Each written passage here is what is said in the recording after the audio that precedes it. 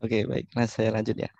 Ya, alhamdulillah kita bertemu lagi di rangkaian acara intelektual exercise seminar di hari yang kedua ya, Bapak Ibu, di hari Sabtu 13 November 2021 ini. Hari ini kita mengangkat tema pariwisata yang berkelanjutan. Ya.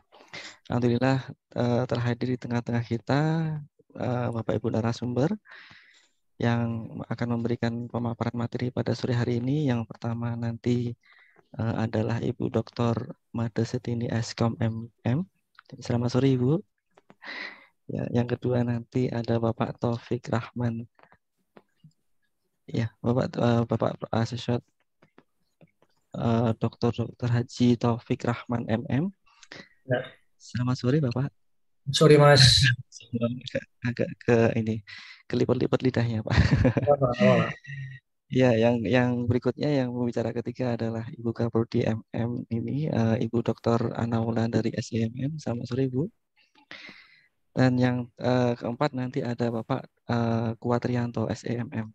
Mungkin beliau masih belum hadir, nanti kita tunggu aja ya. Ya, untuk mempersingkat waktu ya Bapak Ibu, mari kita langsung saja kita simak pemaparan materi yang pertama. Langsung disampaikan oleh Ibu Dr. Made Setini Eskom Mkom. Eskom MM, maaf Ibu. Ya, sebelum ini ya, sebelum memaparkan, mungkin saya mau izin untuk membacakan sedikit profil dari Ibu Dr. Made Setini Eskom MM.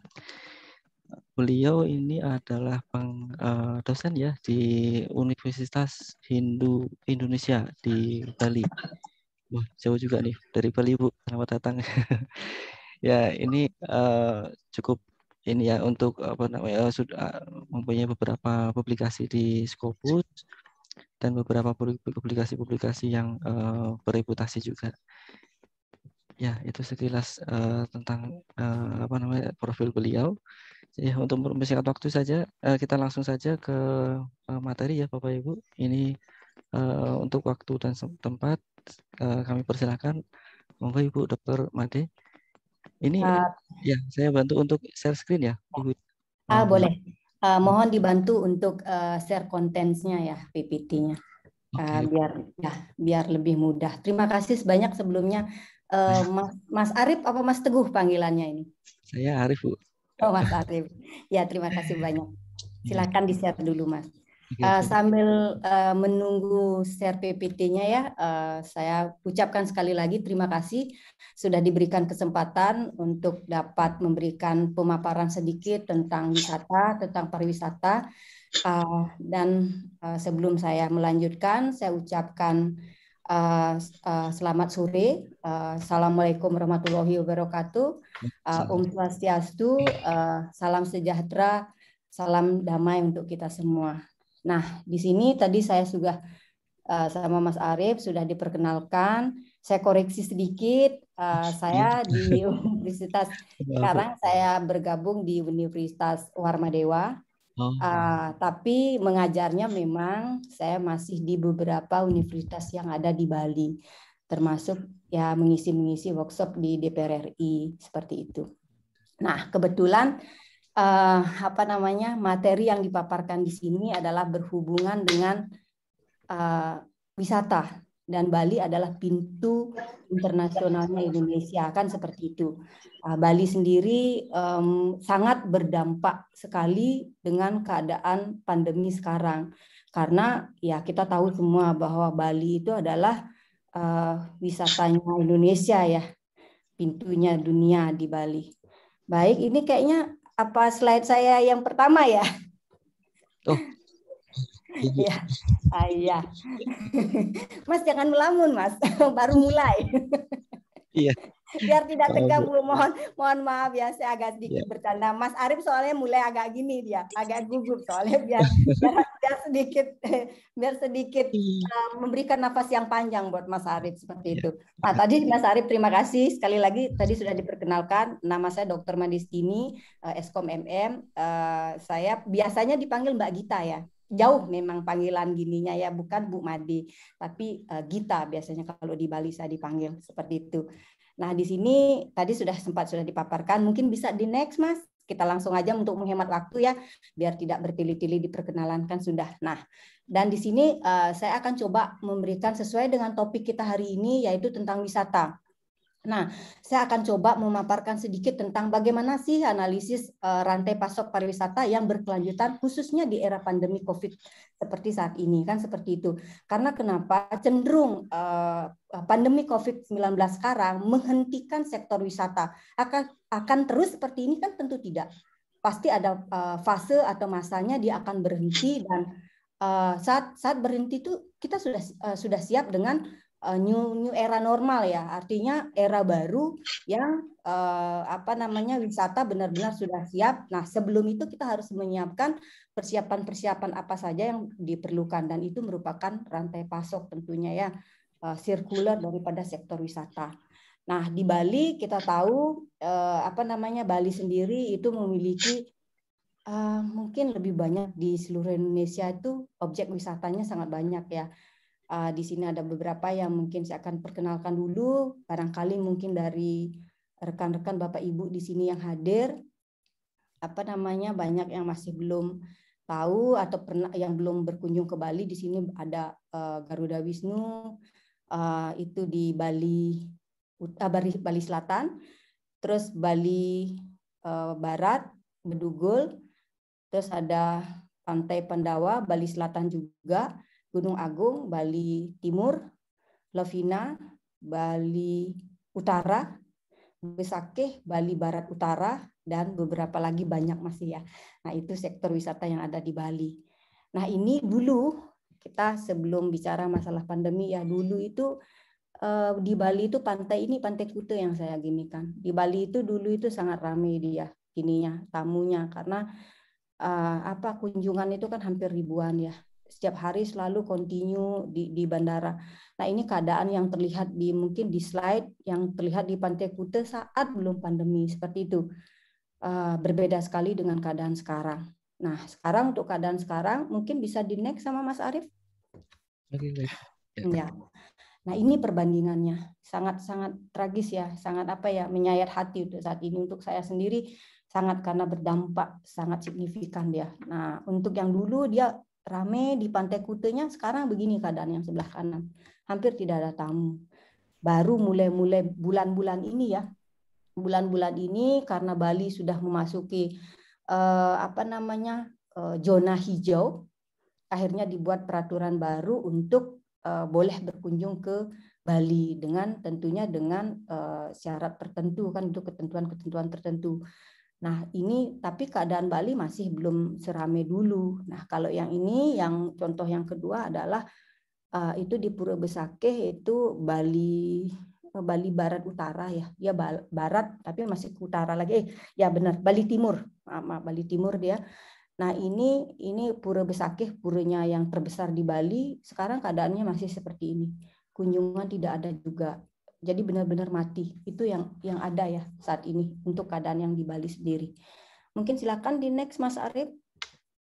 Nah, dampak apa yang timbul gitu gini? Sebelum kita, apa sih yang mesti dilakukan untuk mengatasi ini? Kan kita harus tahu problem yang ada, kan seperti itu. Sebelum mengatasi problem yang ada, sebelum kita mencari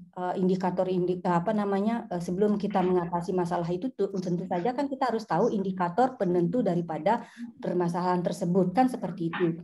Nah, dampak yang ditimbulkan daripada COVID ini sendiri itu banyak sekali untuk di Bali khususnya perhotelan, karena sektornya sektor pariwisata, otomatis wisata itu benar-benar anjlok. Padahal pariwisata sendiri dia bersirkuler atau berhubungan dengan sektor lain, hotel, UMKM, jasa transportasi, penyewaan mobil, dan lain sebagainya.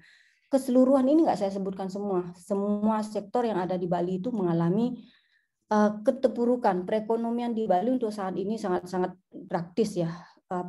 Dehidrasi dia, seperti kekurangan air gitu gininya. Nah, sampai saat ini pun seperti itu. Akhirnya banyak yang sektor-sektor, untuk yang saya paparkan di depan ini, itu yang masih mampu bertahan saat ini adalah UMKM.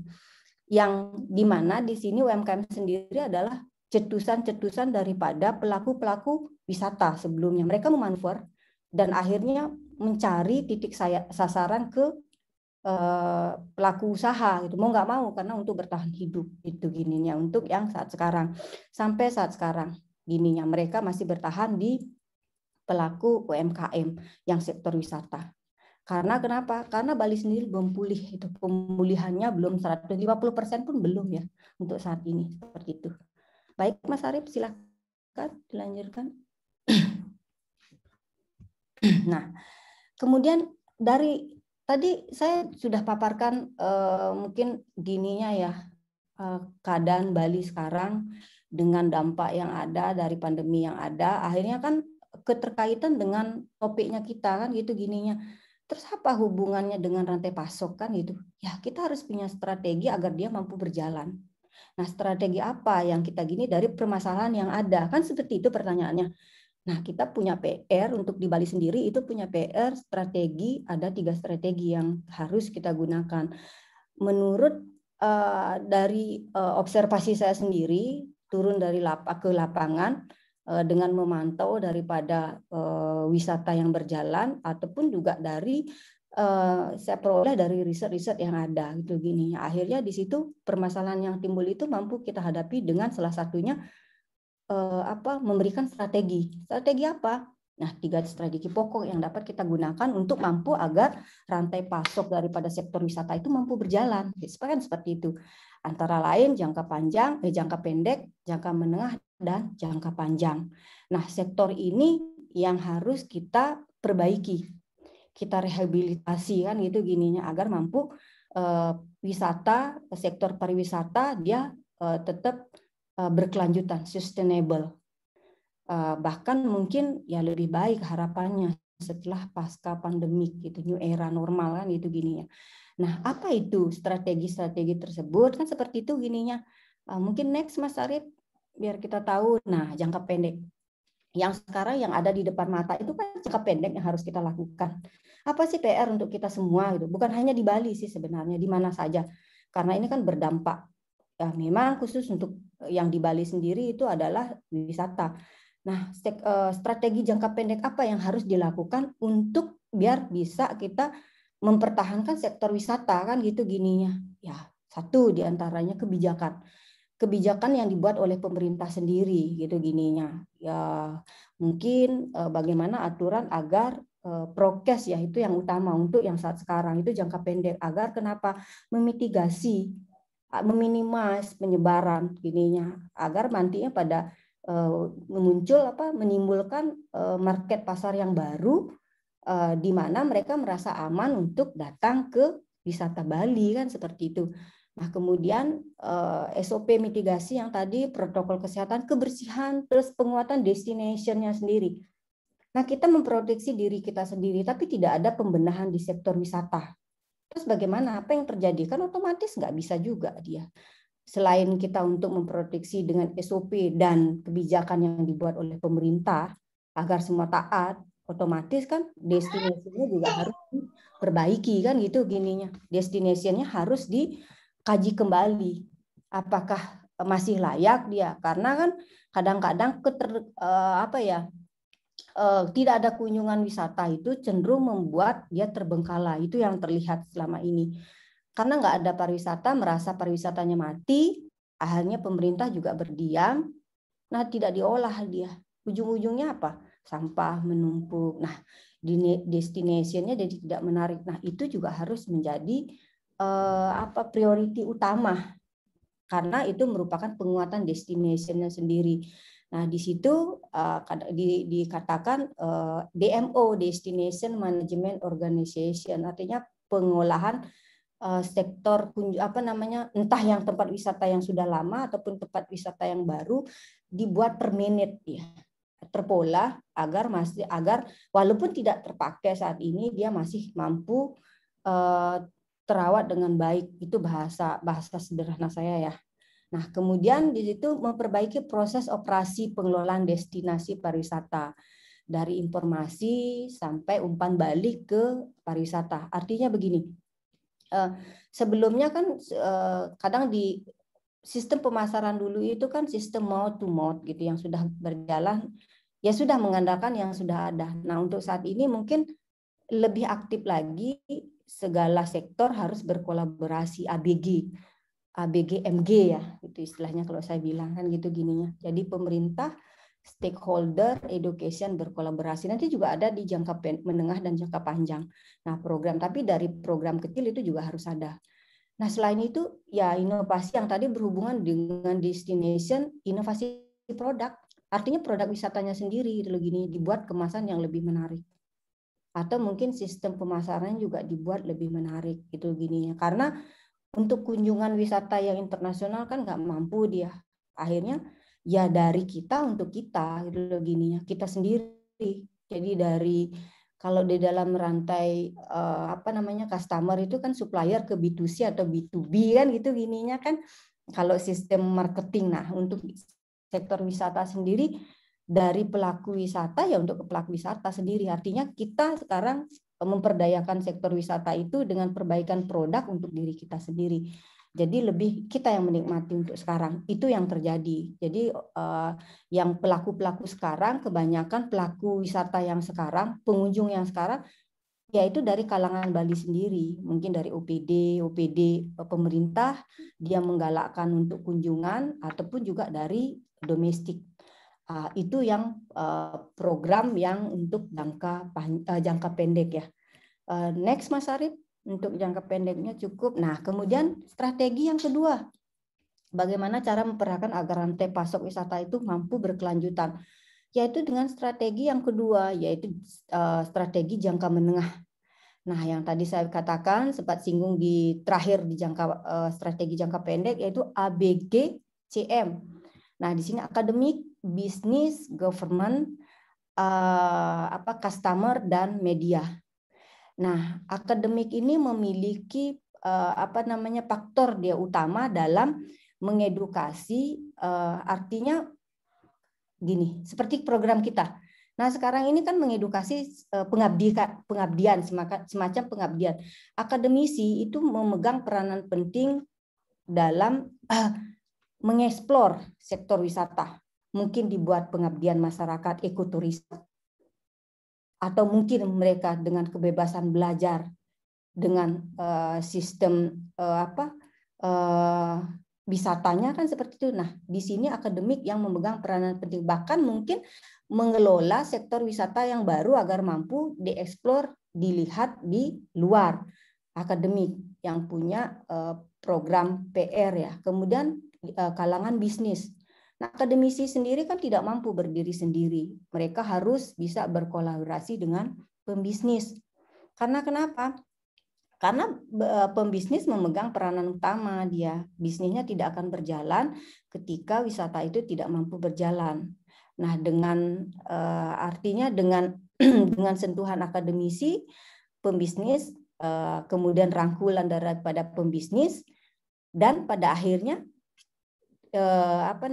birokrasi, legalisasi dibantu oleh pemerintah.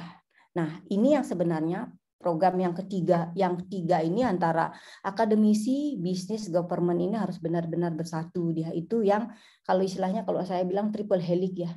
Kemudian apakah hanya mampu untuk menangani yang kasus pandemi seperti sekarang yang benar-benar lumpuh? Ya tentu tidak. Dia butuh media lain. Ya pemakai gitu, pemakainya harus customer. Kita gimana sih caranya mengajak customer itu agar lebih dia mau berkunjung kembali, mungkin dengan memberikan penawaran-penawaran yang spesial dan lain sebagainya melalui media. Media yang ada yang dulunya tidak terlalu gencar dibuat dengan online. Online-nya bukan hanya promosi paket itinerary dan lain sebagainya seperti dulu, enggak, tapi sistem sekarang dia sudah mengemas paket wisata dengan sistem digital. Nah, di sini diperlukan media sehingga penikmat customer-nya itu bisa dari jarak jauh. Nah, ini juga di strategi jangka menengah ini artinya dari 5 komponen stakeholder itu harus saling berkolaborasi, tidak bisa terlepas, baru mampu dia mempertahankan rantai pasok daripada pariwisata seperti itu. Silahkan lanjut Mas Arif. Nah, kemudian yang terakhir. Nah, ini kan jangka panjang gitu loh, gini, jangka panjang akhirnya keberlangsungan yang terus-menerus. Nah, kalau yang pertama tadi kan mengatasi ketika dalam pandemi ini gitu loh. Urgenitas kan gitu. Itu yang paling urgent loh yang harus kita lakukan karena untuk mengatasi saat ini biar perekonomian mampu berjalan. Nah, ini jangka panjang itu sangat panjang. Entah nanti pandemi berakhir ataupun seterusnya, ya ini strategi yang harus dipertahankan. Karena kenapa? Ini yang harus dipelihara. Nah, apa strategi tersebut? Next, Mas Arif. Nah, itu operation management system, di mana ada input, proses, dan output ya. Sorry, itu ada salah sedikit. Input, proses, dan output. Nah, di input sendiri, karena kalau di strategi pendek itu kan kita harus prokes yang utama. Nah, di sini itu untuk jangka panjang, kalau itu kan sudah menjadi kebutuhan gaya hidup kita saat ini kan, itu gininya. Mungkin di new normal nanti juga akan menjadi gaya hidup. Yang harus dibenahi untuk jangka panjang adalah quality daripada destination-nya sendiri. Sumber daya manusianya, gimana cara menservis, gimana cara mengelola sektor wisatanya. Kemudian yang mampu diterapkan standarisasi kompetensi, entah dari tempatnya sendiri atau pelakunya sendiri, pelaku yang di dalam atau pelaku yang di luar. Kemudian menyediakan sarana prasarana yang mendukung, yang menjadi kualitas utama daripada sektor wisata tersebut. Nah, ini merupakan input. Jadi input dasar yang utama di dalam mempertahankan ekoturism, ekowisata atau wisata berkelanjutan. Dan ini merupakan input utama daripada operating management system strategi jangka panjang. Nah, kemudian apa proses yang di dalam itu? Tadi kan itu yang internal. Nah, sekarang eksternalnya yaitu dukungan pemerintah untuk sektor industri pariwisata. Terus mempertahankan kualitas daripada para pekerja sendiri, kualitas eksternal yaitu fasilitas wisatawan dan perbaikan cara program pemaparan daripada strategi pemasarannya, karena pemasaran itu merupakan hal yang paling penting ya. Kalau tidak ada pemasaran ya nggak akan berjalan. Nah, kemudian yang terakhir adalah output, kualitas daripada destination-nya yang menghasilkan loyalitas daripada pelaku. Jadi repeat order kalau mau di bahasa pembelian ya, datang kembali. Nah, ini adalah strategi jangka panjang yang harus diterapkan untuk mempertahankan rantai pasok pada keberlangsungan bisnis sektor wisata. Nah, yang tadi dikemas menjadi 3 strategi, jangka pendek, menengah, dan jangka panjang. Next, Mas Arif. Nah, sekian mungkin kurang lebih pemaparan tentang wisata ya, yang di Bali yang terjadi dan apa strategi yang harus kita lakukan agar mampu bertahan dia untuk menghadapi dan mungkin untuk menjelang new era normal nanti. Tapi saya kembalikan lagi ke Mas Arif. Mungkin bisa gini Mas Arif, kalau masih ada waktu mohon share. Itu adalah salah satu strategi pemasaran. Saya punya PDF Mas Arif. Saya share tadi ke Bu Ana, PDF saya mungkin minta tolong sebagai contoh bahwa itulah yang kita lakukan dalam mempertahankan pemasarannya ya. Baik Bu, sebentar Bu. Saya buka dulu ya. Ya, silakan. Oke.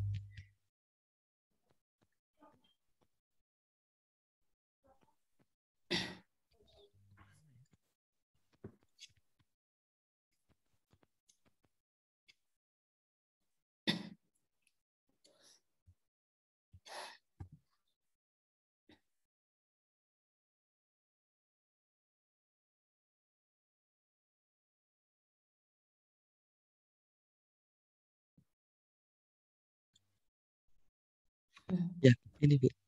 Ya, benar.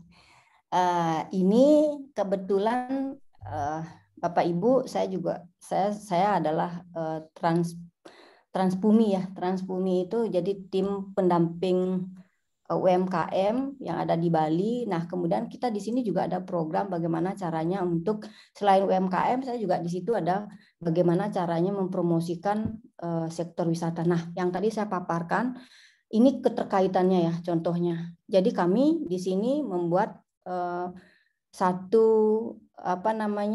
bukan lembaga ya, satu wadah gitu gini ya, untuk bagaimana caranya mereka mempromosikan dan mengajak orang-orang untuk berkunjung. Next, boleh turun dulu Mas. Ini nggak usah dah. Nah ini, nah tujuannya sudah tahu yang pasti ya, agar gininya kita sistem pemasaran kita yang tadinya benar-benar tempuruk itu gininya di sektor wisata ya mampu bangkit kembali. Untuk menggandeng wisatawan internasional saat ini kan masih mengalami kendala karena kunjungan tidak boleh kan, seperti itu, pembatasan prokes. Nah, lalu bagaimana cara kita? Kan kita harus tetap mampu. Nah, ini adalah salah satu cara yang kami lakukan, yaitu membuat wadah dan melakukan promosi terhadap kunjungan, terhadap destination yang ada di Bali, seperti itu. Oke, next. Nah, ini proposal yang kita ajukan. Ini contoh proposal yang kami ajukan ke pemerintah agar pemerintah mau memberikan pendanaan di sektor wisata mana yang akan kita kembangkan. Jadi kayak kalau di UMKM itu kita bikin promosi di satu tempat. Jadi di situ bisa pelaku A, pelaku UMKM B, pelaku UMKM C, dia berkumpul kemudian mempromosikan barangnya untuk agar pelanggan datang. Nah, di sini kami pun begitu untuk sektor wisata. Jadi di sini satu, dibuat proposal ke pemerintah yang bentuknya seperti ini, yang saya contohkan dalam bentuk PDF. Nah, kebetulan kami punya wadah. Kemudian selain itu kita juga menyediakan jasa promosi dalam bentuk digitalisasi pemasaran wisata, destinasinya dibuat digitalisasi. Silakan lanjut Mas Arif. Nah, kalau yang tadi manfaat-manfaatnya kan kurang lebih gini udah saya paparkan. Turun boleh? Nah, ini lagi boleh. Nah, di sini di setiap tempat itu selain nanti ada juga kita menyediakan penjualan UMKM kuliner secara online, itu juga ada festival budaya dan itu ini konsep acaranya. Ya, konsep acaranya adalah promosi pariwisata berbau digital. Semua ini berbau digital ya, dalam bentuk aplikasi. Nah, kemudian di situ ada promosi UMKM. Ini juga sama, semua digital. Terus ada festival budaya juga yang berbau digital juga. Karena keterbatasan kunjungan kan kembali. Nah, ini dibuat dalam bentuk kemasan digitalisasi berupa aplikasi seperti itu. Next. Nah, ini kita juga buat rundown acara, Mas. Jadi promosi satu destination kerjasama dengan pemerintah berapa hari. Di sini ada acara promosi wilayah mana yang dulu kita lakukan. Kemudian ada dengan runtutan-runtutan acara seperti itu gininya, kan tetap dengan proses yang resmi ya. Oke, next. Oke, next boleh next. Next lagi turun. Next lagi Mas Ari, nggak apa-apa, lewatin aja nih. Nah, ini juga semua, ini rundown acara-acara yang kami punya. Banyak dia, karena ada seminggu ya kita lakukan promosi. Seminggu kita lakukan promosi, dan ini proses pengambilan gambar dari objek-objek wisata dan yang mempromosikan. Nah, ini virtual stage-nya, ini yang utama. Yang perlu Bapak Ibu mungkin ketahui. Nah, di sini ini tampilannya virtual ya, objek wisatanya. Itu gini, kita menikmati wisata dengan cara online. Nah, kami di sini yang wadah tadi di depan itu yang memberikan promosi untuk biar hidup wisata yang ada di Bali. Oke, next. Nah, ini program yang kami berikan di awal. Jadi kita juga selain memperkenalkan daripada destination, kami juga memperkenalkan budaya-budaya. Nah, kadang-kadang juga tergantung daripada request ya, budaya mana yang akan ditonjolkan. Tapi yang pasti semua diperkenalkan di seluruh Indonesia karena dia arahnya kan ke internasional. Oke, next. Bisa next, Mas. Ini proses ya, proses pengambilannya. Next, boleh next semua. Nah, ini virtual, boleh lihat tuh Mas, yang atas. Yang tadi. Ini adalah desa wisata yang ada di Bali ya, di desa mana ya, lupa saya sampean. Lupa saya Mas, di ujung lidah. Nah, ini desa wisata yang ada di Bali, ini juga sama virtual juga, dibuat virtual 3 dimensi ya ininya, biar bisa dinikmati. Oke, next. Nah, ini dari pintu masuk. Jadi seolah-olah benar-benar kita berwisata dari pintu masuk sampai akhir di satu tempat seperti itu. Jadi dibuat kita menikmati, benar-benar menikmati. Nah ini tampil kurang lebih seperti ini gininya. Ini virtual juga. Oke, cukup Mas Arif. Nah, mungkin itu yang bisa saya ginikan, mudah-mudahan terbayang ya. Bahkan di situ boleh ke atas board tadi. Ini ke atas sedikit. Ya, nih. Nah, ini di sini juga ada kita buat di situ pelaku-pelaku UMKM yang menjajakan produknya ya. Di situ juga menjajakan produknya. Ini juga tidak hanya di Bali saja.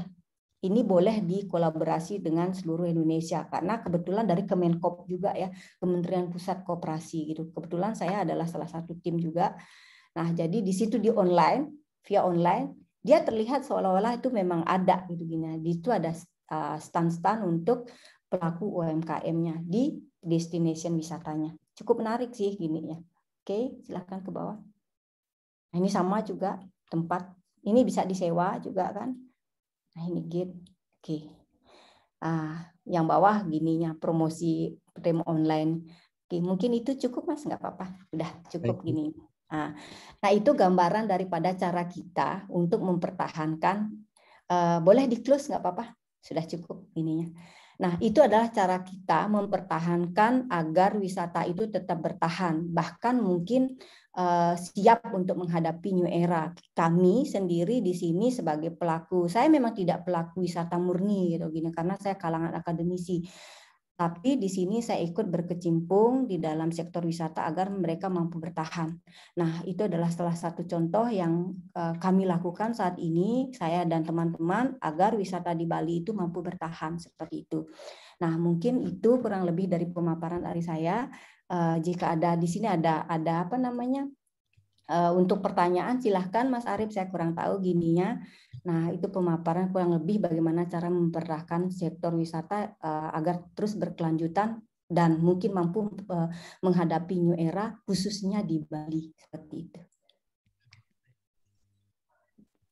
Oke, baik. Terima kasih Ibu Dr. Madestini atas paparannya. Untuk pertanyaan nanti Ibu di akhir sesi ini nanti ada sesi pertanyaan yang nanti akan kami buka setelah narasumber selesai semuanya dalam pemaparan itu. Begitu nih Bapak Ibu. Baik, kita teruskan lah ya untuk narasumber yang kedua. Ya ini yang akan memberikan paparan adalah Associate Professor Dr. Taufik Rahman MM. Dengan tema yang diambil adalah Sustainable Economic di Tourism Economic atau ekonomi pariwisata. Selamat sore Pak Dr. Taufik. Oke. Bisa langsung saya share juga ya Pak ya dari sini? Ya, oke. Oh, baik. Nanti Mas Arif yang share ya? Oh boleh Prof. Ya. Sebentar. Ya, sudah tampil ya, Prof? Ya, oke. Silakan, Prof. Baik, terima kasih. Selamat sore. Assalamualaikum warahmatullahi wabarakatuh. Salam sejahtera. Waalaikumsalam. Ya. Waalaikumsalam warahmatullahi wabarakatuh. Selamat sore, Dr. Made. Ya. Selamat sore. Salam kenal. Ini salam kenal kembali. Sudah bicara tentang pariwisata ya, kita Bali udah nggak usah kita utak-atik lagi. Iya. Nah, kondisinya memang menyedihkan ya. Tapi nggak apa-apa. Justru dengan adanya kondisi yang pandemi demikian, jadi merupakan tantangan buat kita semua, termasuk orang Bali. Saya pun sadar itu, ya kan. Ya. Kebetulan saya peneliti tentang ekonomi pariwisata. Karena tadi Bali sudah dibahas, jadi saya tidak fokus ke Bali, tapi lebih ke makronya saja. Nanti bisa saling melengkapi ya, Dr. Made. Ini adalah judulnya Sustainable Economic atau Tourism Economic. Ya, slide Mas. Ya, nah, seperti kita ketahui, kita kembali ke ini dulu, bahwa pertumbuhan ekonomi itu adalah sebuah proses. Ya, kondisi perekonomian di suatu negara secara berkesinambungan untuk menuju keadaan yang dinilai. Jadi ini ada dua hal. ada pertumbuhan, ada perkembangan. Biasanya kalau udah tumbuh, dia harus dikembangkan. Oleh karena itu, pariwisata ini salah satu yang paling terdampak selama pandemi ini, ya kan, industri pariwisata. Karena itu saya lihat, ya khususnya di Bali, ya, karena pada saya ke sana itu luar biasa, itu mati suri semua. Ya, apa yang dikatakan nanti Dr. Made tadi betul ya. Ya. Nah, nanti kita akan bahas nanti. Saya lebih makro lagi. Slide, Mas. Oke, baik. Ya. Nah, ini kalau kita balik ke teori ekonomi kan ada permintaan, ada penawaran. Nah, tentu dengan kondisi yang demikian ini, kalau permintaannya demand and supply, ya tentu akan berpengaruh terhadap pricing, ya kan? Ini dasar ekonominya. Slide, Mas. Nah, permintaan itu kalau kita kembali ke dasar, kesediaan konsumen membeli sejumlah barang atau jasa pada berbagai tingkat harga selama periode tertentu. Slide. Nah, ini penawaran. Jadi ini kita kembali ke dasar ekonomi dulu, jumlah barang yang diinginkan produsen untuk ditawarkan. Nah, kalau kita bicara tentang pariwisata, kita harus tahu dulu pariwisata itu sebenarnya apa sih? Slide, Mas. Nah, sebetulnya pada dasarnya kegiatan pariwisata adalah kegiatan orang yang sementara dalam waktu-waktu tertentu, ya, pendek ke tempat-tempat tujuan di luar tempat tinggal dan bekerja di luar kegiatan rutin mereka. Jadi intinya sebetulnya ini orang Bali juga nih, tuh Made ya, gitu aja. Yang punya pendapat katanya nggak, pariwisata itu adalah kalau bahasa sederhananya kegiatan orang berlibur. Tetapi dengan seiring berkembangnya ini ternyata pariwisata itu bukan hanya sekedar berlibur, tetapi bagian daripada sistem ekonomi karena sudah merupakan industri, ya kan? Slide. Nah, seperti kita ketahui ya, Indonesia itu mempunyai lebih dari 17.000 pulau-pulau. Nah, kita bisa bayangkan, kita nggak usah bicara Bali lagi lah, ya karena tadi udah dibahas ya. Bali salah satu yang disebut dengan Pulau Dewata, punya keberuntungan dengan topografi yang indah dan lain sebagainya, dan itu sudah menjadi suatu produk wisata yang bisa dijual kan. Karena itu kalau di luar negeri, kebetulan saya pernah di jalan-jalan, kebetulan anak saya pernah kuliah di Eropa, saya keliling-keliling, ternyata di sana kalau ditanya Indonesia, orang jawabnya Bali gitu. Jadi sebetulnya, nah, kalau kita jelaskan Bali itu bagian dari Indonesia, tapi mereka ngomong Indonesia, Bali, ya udah kita mau bilang apa. Jadi buat Dr. Made, Anda punya keberuntungan ya sebagai orang Bali ya. Gitu aja. Nah, salah satu yang membuat kita nyaman ya di Indonesia ini, kembali dulu Mas tadi ke ini slide sebelumnya. Nah, kita mempunyai 17.000 pulau dan saya kebetulan sudah keliling Indonesia, kecuali 2 aja yang belum saya masukin, yaitu Papua dan Maluku. Kebetulan pada saat itu kejadian ya ada hal-hal yang tidak bisa menyangkut keamanan sehingga saya tidak tahu. Nah, saya sudah keliling mulai dari Aceh. Dan saya kebetulan juga lama di Medan, ya lama di Medan, di mana di situ ada yang namanya Danau Toba. Nah, di Itali itu ada namanya Lago de Como. Lago itu adalah danau, Como itu adalah namanya. Jadi kurang lebih kalau naik kereta 2 jam ya dari Milan ke Como. Dan anak saya kebetulan kuliah di sana dan saya melihat topografi yang indah. Enggak, Lago de Como itu kalau saya lihat tidak lebih hebat daripada Danau Toba. Tetapi kehebatannya itu enggak, Dr. Made, mereka dikemas sedemikian rupa yang tadi ya menjadi produk wisata yang indah, enak dan lain sebagainya. Sedangkan di Danau Toba kita mau keluar jalan-jalan aja takutnya luar biasa karena faktor keamanan dan kenyamanan. Nah, nanti kita akan bahas nanti ya. Kenapa pariwisata di Indonesia itu tidak bisa berkembang? Nah, nanti banyak variabel yang terkait di situ. Ya. Slide, Mas. Nah, ya, ini menurut tadi sudah ada juga di Dr. Made, ya, salah satu organisasi yang paling terdampak ya selama pandemi adalah pariwisata. Nah, kita udah tahu ya, gitu. Dampak yang luar biasa. Kenapa? Orang nggak bisa bepergian. Kita tidak usahakan mau keluar negeri, ya. Mau antar kota saja saya kemarin pulang ke kampung saya dari Palembang, begitu penyeberangan di ferry, ya, pulang perginya lewat, tapi pulangnya nggak bisa, karena harus ada tes antigen, ya kan? Nah ini membuat ya kalau kita bicara sektor pariwisata itu yang menghambat artinya, ya kan? Mau tidak mau karena ini peraturan pemerintah kita harus ikutin saja gitu aja. Slide Mas.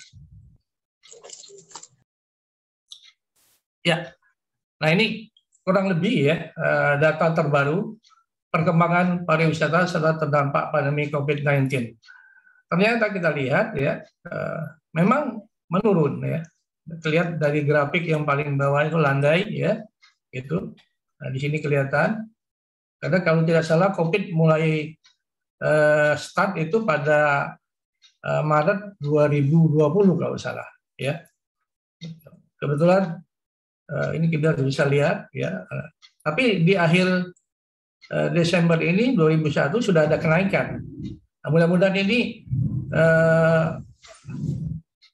kabar yang menggembirakan, Dr. Made ya, terutama buat Bali ya. Harapan kita semua.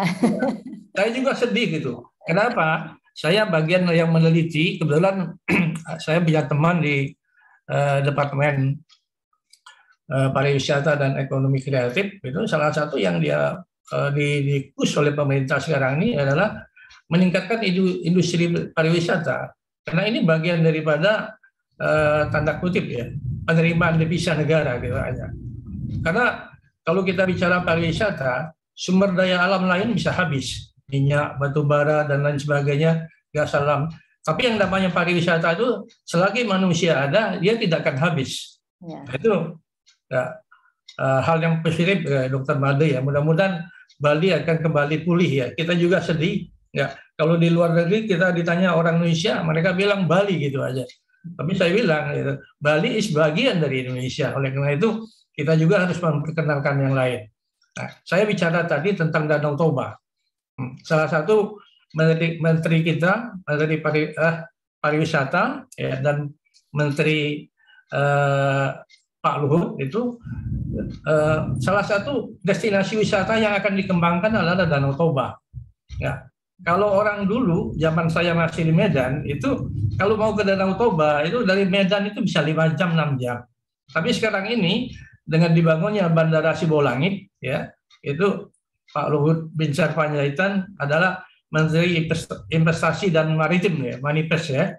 Dan beliau ingin juga mengembangkan daerah Sumatera Utara itu yang banyak topografinya indah-indah, tapi selama ini tidak tergali dengan baik, itu aja ya. Oleh karena dibangunnya Bandara Sibolangit itu memudahkan dari Bandara Kuala Namu, orang tidak perlu lewat darat, tapi cukup naik pesawat kecil, mendaratnya tidak jauh dari Danau Toba, gitu aja. Oke, slide. Nah, ini adalah gambaran ya, gambaran laporan kedatangan wisatawan mancanegara periode 2019.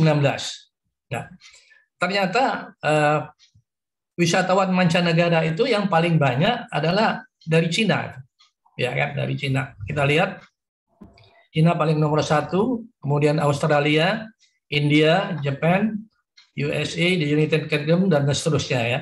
Ini menunjukkan bahwa sebetulnya pariwisata ini punya potensi ekonomi yang luar biasa dalam rangka menggerakkan ya kan penerimaan negara. Dia tidak hanya penerimaan negara, tetapi bisa juga PAD, penerimaan asli daerah kan. Karena saya lihat Bali adalah ketergantungan dengan PAD-nya kepada penerimaan wisata paling tinggi ya, Bu Dr. Made ya, gitu. Luar biasa ya. Ya mudah-mudahan ini nanti bisa saling melengkapi. Ya. Nah ini bisa dilihat ya trennya ya. Tetapi periode 2021 kelihatannya sudah mulai membaik karena mulai dikendorkannya. Tadi kata Dr. Made tadi bahwa Bali sudah zona hijau, tapi mudah-mudahan ya mudah-mudahan karena tidak mudah. Walaupun zona hijau, peraturan prokes itu masih ketat. Misalnya tanda kutip wisatawan mancanegara, Wisman itu kalau mau masuk ke Indonesia tidak segampang seperti dulu. Jadi harus melalui beberapa peraturan, ya kan? Nah, ada ketentuan juga sekarang ini kan. Ya, kita ambil contoh misalnya jemaah haji umroh itu sebetulnya kalau kita lihat bagian dari pariwisata, ya kan, wisata religi namanya kan, dan tidak mudah gitu. Ya, walaupun pemerintah Saudi mengatakan dibolehkan jemaah haji umroh Indonesia masuk, tetapi tetap harus ada ketentuan-ketentuan yang harus kita ikuti proses dari mereka. Slide, Mas.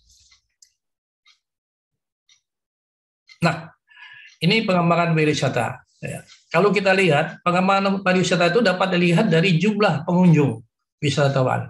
Ya. Kemudian program lamang tinggal.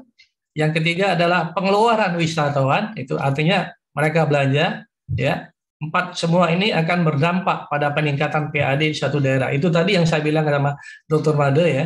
Ya. Begitu pariwisata ini terdampak, khususnya di Bali, itu luar biasa, ya kan, toko pada tutup dan lain sebagainya. Karena bagaimana orang mau belanja atau mau dagang ya, karena semua tidak ada kegiatan gitu aja.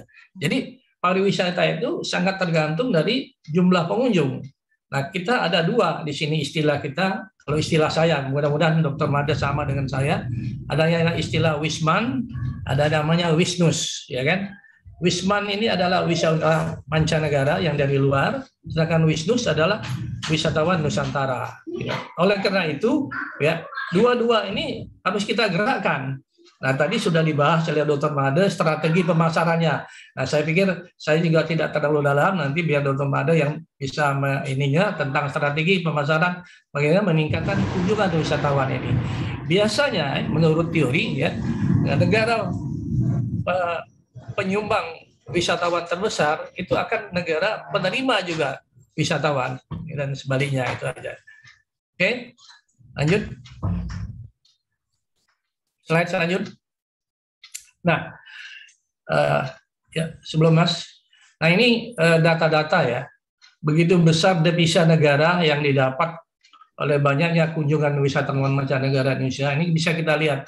Kebetulan datanya, saya datang kemarin ke Departemen Pariwisata, saya hanya dapat 2010 sampai 2016. Untuk 2000 yang ke atas belum bisa diberikan karena Departemen Pariwisata itu sendiri katanya baru dibentuk sejak ada Pak Jokowi ya. Pariwisata sebelumnya pariwisata itu merupakan dirjen, itu Direktorat Jenderal gitu aja. Oleh karena itu mereka datanya tidak bisa memberikan data, tapi paling tidak gambar ini menunjukkan ya bahwa penerimaan devisa dari wisatawan itu sangat signifikan. Ini kita bisa lihat ini, ya luar biasa gitu aja. Ya, dan itu bisa dilihat jumlah ini dalam jutaan dolar ini ya bisa kita lihat jumlah wisatawan, kemudian rata-rata pengeluaran per orang, per kunjungan, kemudian per hari. Rata-rata lama tinggal, dan baru kita dapat ya dana yang dikeluarkan oleh wisatawan itu. Nanti kita lihat ya slide selanjutnya.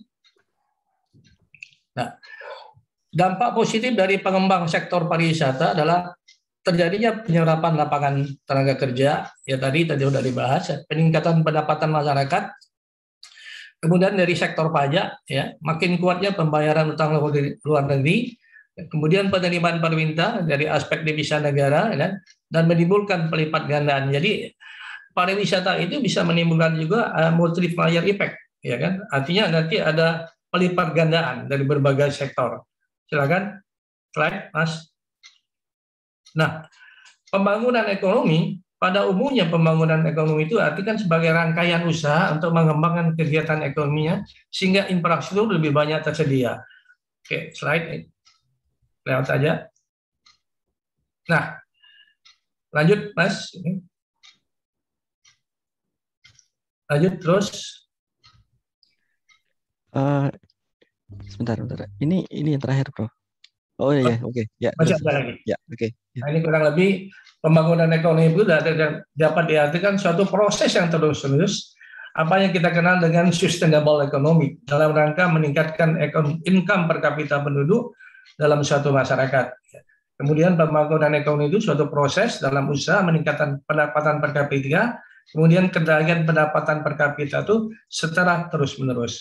Slide, Mas.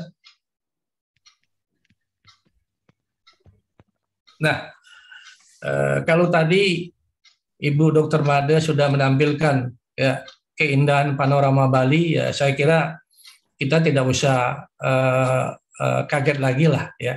Yang dijual Bali itu memang keindahan alamnya kan luar biasa. Sesuai dengan namanya adalah Pulau Dewata. Nah, ini adalah faktor-faktor atau kriteria pertimbangan di mana pariwisata itu merupakan daya tarik bagi wisatawan. Kita bisa lihat sektor alam ya, keindahannya, iklim, topografi, danau, sungai, pantai, sumber mineral dan lain sebagainya. Kemudian iklim. Nah, kita lihat sendiri ya, kalau saya lihat di Bali itu orang kalau dari Australia itu dari Australia lah ya, itu mereka selalu berjemur ya, Bu Made ya. Iya. Ya. Datangnya hitam ya, pulangnya jadi ireng ya gitu. Nah, ini salah satu barang yang dijual oleh Bali. Ya. Tapi sebetulnya kalau kita bicara Indonesia, kita ini luar biasa banyaknya. Saya pernah jalan-jalan karena kebetulan anak saya dapat beasiswa di kuliah di Italia, tepatnya di Milan. Saya jalan-jalan tadi yang saya ceritakan ya ke Venesia lah. Saya pengen tahu apa sih Venesia ini kelebihannya. Ya, saya kebetulan dari Palembang ya. Kebetulan saya punya Sungai Musi di Palembang itu. Saya lihat, ternyata salah satu yang membuat mereka menarik itu adalah memang dikemas demikian rupa. Dikemas sedemikian rupa supaya orang menarik, betah dan lain sebagainya lah. Dan punya nilai jual, gitu aja. Kemudian kita lihat adat istiadat. Nah, Indonesia ini kan terdiri dari sekian banyak provinsi. Nah, setiap provinsi itu punya kelebihan-kelebihan. Oleh karena itu menurut saya, ini bukan tugas kita ya, tugas pemerintah dalam hal ini CQ, Departemen Pariwisata ya, Ekonomi Kreatif yang sekarang dipimpin oleh Pak Sandiaga Uno ya. Ini tugas beliau bagaimana menjual. Nah, ini kemarin kita ketemu orang Departemen Pariwisata, Bu Made ya. Mereka bilang, kita ini serba susah Pak, kita digenjot supaya mengembangkan pariwisata yang merupakan bagian daripada sektor penerimaan negara ya kan. Karena pariwisata itu berkembang sebanyak hampir 30% dari total populasi masyarakat dunia ini, dan kalau dihitung-hitung itu sudah mendapatkan devisa katanya sekitar hampir 1 miliar dolar lebih gitu aja. Kalau kita ambil itu katanya. Cuma masalahnya di Indonesia sudah siap atau belum gitu. Kemudian kita lihat ya seni dan bangunan, candi, pura. Nah, ini saya sudah bilang tadi.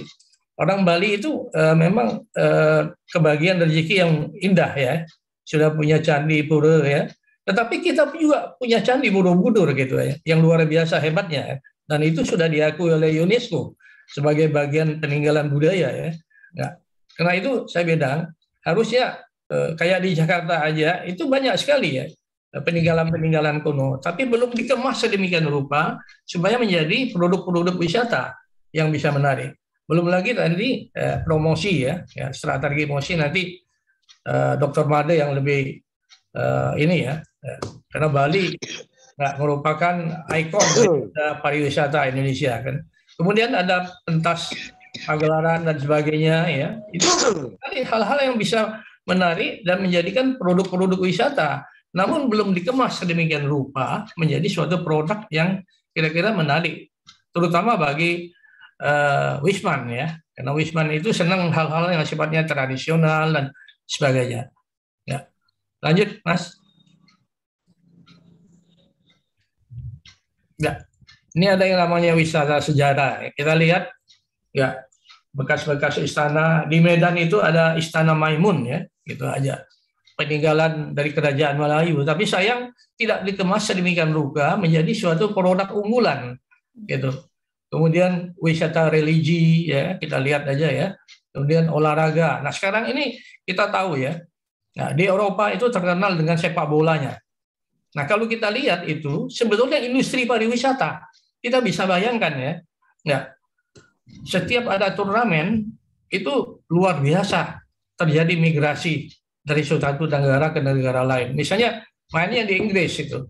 Nah, kebetulan yang main ini adalah klub dari Italia. Nah, fans dari Italia itu akan migrasi ke Inggris atau sebaliknya, ya kan? Itu luar biasa. Yang dikatakan tadi oleh Dr. Bade, ya, itu ada namanya multiplier effect. Hotel, transportation, kulinernya, dan lain sebagainya, hiburan, dan ya, ini luar biasa. Karena itu kita berpikir, kok industri olahraga sepak bola bisa membayar pemainnya itu dalam jutaan dolar, jutaan pound sterling, ya kan? Kalau bukan industri, tentu itu tidak akan mau bayar, ya kan? Tapi inilah dikemas sedemikian rupa, karena di Eropa sebagai negara maju, mereka sudah mengerti bagaimana mengemas suatu produk wisata itu menjadi industri gitu aja, yang menghasilkan uang, itu aja. Kemudian fasilitas kesehatan, istirahat, berobat. Saya kebetulan kira-kira 10 tahun yang lalu saya membawa mahasiswa jurusan pemasaran, ya. Dan saya studi banding ke Bangkok, Thailand. Ya. Di sana ada rumah sakit namanya Bumrungat. Ternyata rumah sakit di sana itu bukan hanya sekedar berobat, tapi rumah sakit yang punya kemampuan berobat plus wisata. Dr. Bade, ini perlu kita pikirin juga, bahwa di Indonesia sebenarnya punya potensi itu ya, tetapi kenapa kita tidak kemas? Dan rumah sakit Bumrungat itu bisa menerima dari semua mancanegara.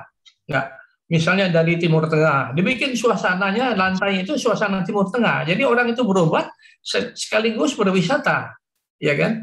Kemudian dari Amerika, dibuatlah suasana di Amerika, misalnya dari Meksiko. Saya sedikit melihat, wah, saya bilang, ini sekian tahun yang lalu. Wah, saya bilang betul-betul Thailand ini mengemas industri pariwisatanya tidak hanya dari aspek alam saja. Mereka punya jual pagoda dan lain sebagainya, ya kan? Nah, ini dalam hati saya, di Indonesia kita juga punya. Kenapa kita tidak terpikir mengemas pariwisata ini menjadi suatu bagian industri sehingga bisa menghasilkan nilai tambah? Ya. Kemudian wisata belanja. Ya, wisata belanja kita lihat ada kasino, nightclub dan sebagainya, ya kan?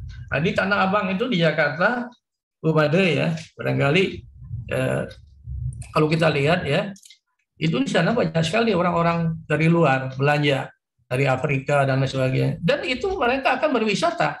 Di samping dia belanja, dia melakukan juga kegiatan aktivitas pariwisata. Nah, ini harus dikemas dengan demikian rupa supaya ini hal menjadi menarik dan menjadi produk unggulan kita gitu.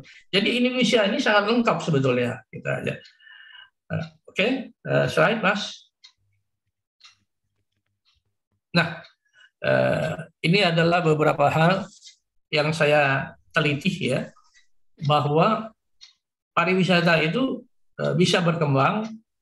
Pertama, ada stabilitas keamanan ya, dan kebijakan makroekonomi. Ya. Orang akan menuju destinasi wisata, pasti yang dia cari itu adalah informasi tentang keamanan. Kalau Bali, saya nggak bisa bicara lagi, karena budaya Bali itu bisa menerima orang-orang yang berbeda, ya Bu Badi ya. Itu saya lihat tuh. Jadi di Pantai Kuta silakan aja, yang penting jangan diganggu aja, ya kan? Ya.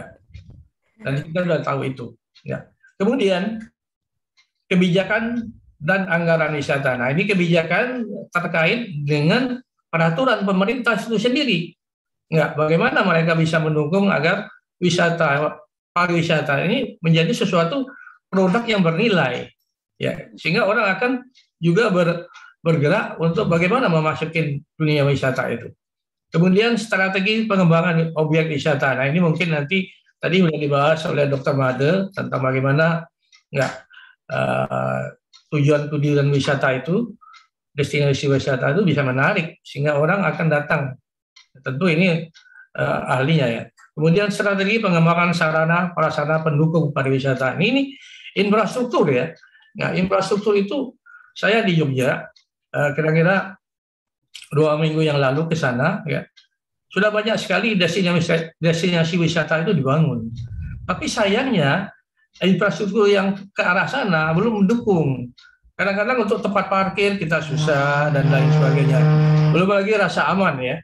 Karena kalau kita bicara Bali, tentu kelebihan dari Bali itu 24 hours aman ya Bu ya. jarang terjadi apa-apa. Saya di Medan, Bu, di Medan ini, mohon maaf, karena saya hampir 10 tahun di Medan, saya membawa teman-teman dari luar kota wisata ke Danau Toba, ya, ke Parapat gitu. Nah, orang hotelnya bilang, Pak mau kemana? Ya, saya mau ke Tomok. Jadi Tomok itu adalah Pulau Samosir yang ada di tengah Danau Toba. Dia bilang, kalau Bapak belum pernah ke sana, katanya, idealnya harus bawa pemandu, karena belum tahu nanti. Jadi kelemahan saudara-saudara kita di Tomok itu, di Pulau Samosir, ya, orang itu digiring belanja, tapi dengan ketentuan sedikit agak pemaksaan gitu aja. Nah ini membuat ya kita yang orang lokal hanya takut, apalagi orang luar ya kan gitu. Nah ini hal-hal yang demikian ya itu karena yang akan menikmati pariwisata itu adalah penduduk lokal, manakala para wisatawan ini banyak yang hadir di sana kan gitu aja. Nah hal-hal ini perlu kita perbaiki mungkin dan perlu diedukasi. Tadi Dr. Made bilang ya ini bagian dari orang akademis juga ya kan, mengedukasi bagaimana masyarakat setempat yang menjadi destinasi wisata itu enggak merespon dan menerima wisatawan itu sebagian bagian daripada dalam rangka meningkatkan ekonomi mereka. Dan kalau orang takut hadir di sana, bagaimana wisatawan pariwisata akan berkembang, ya kan? Nah, selanjutnya adalah program peningkatan lama tinggal. Nah, ini berpengaruh juga, ya. Artinya para wisman ataupun wisnus itu, ya, bila mana mereka lama tinggalnya, tentu akan mengeluarkan biaya, ya kan, biaya.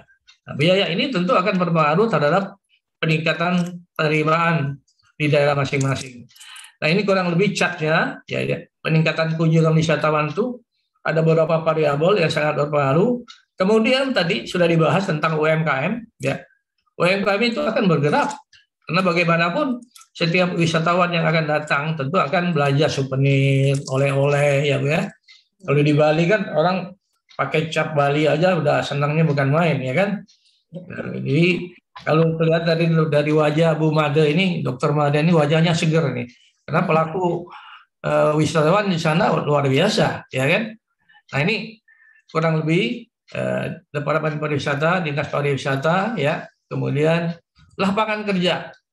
Nah ini teori ekonominya kurang lebih demikian. Lapangan kerja itu akan terbuka manakala pariwisata itu berkembang, ya, UMKM berkembang dan lain sebagainya.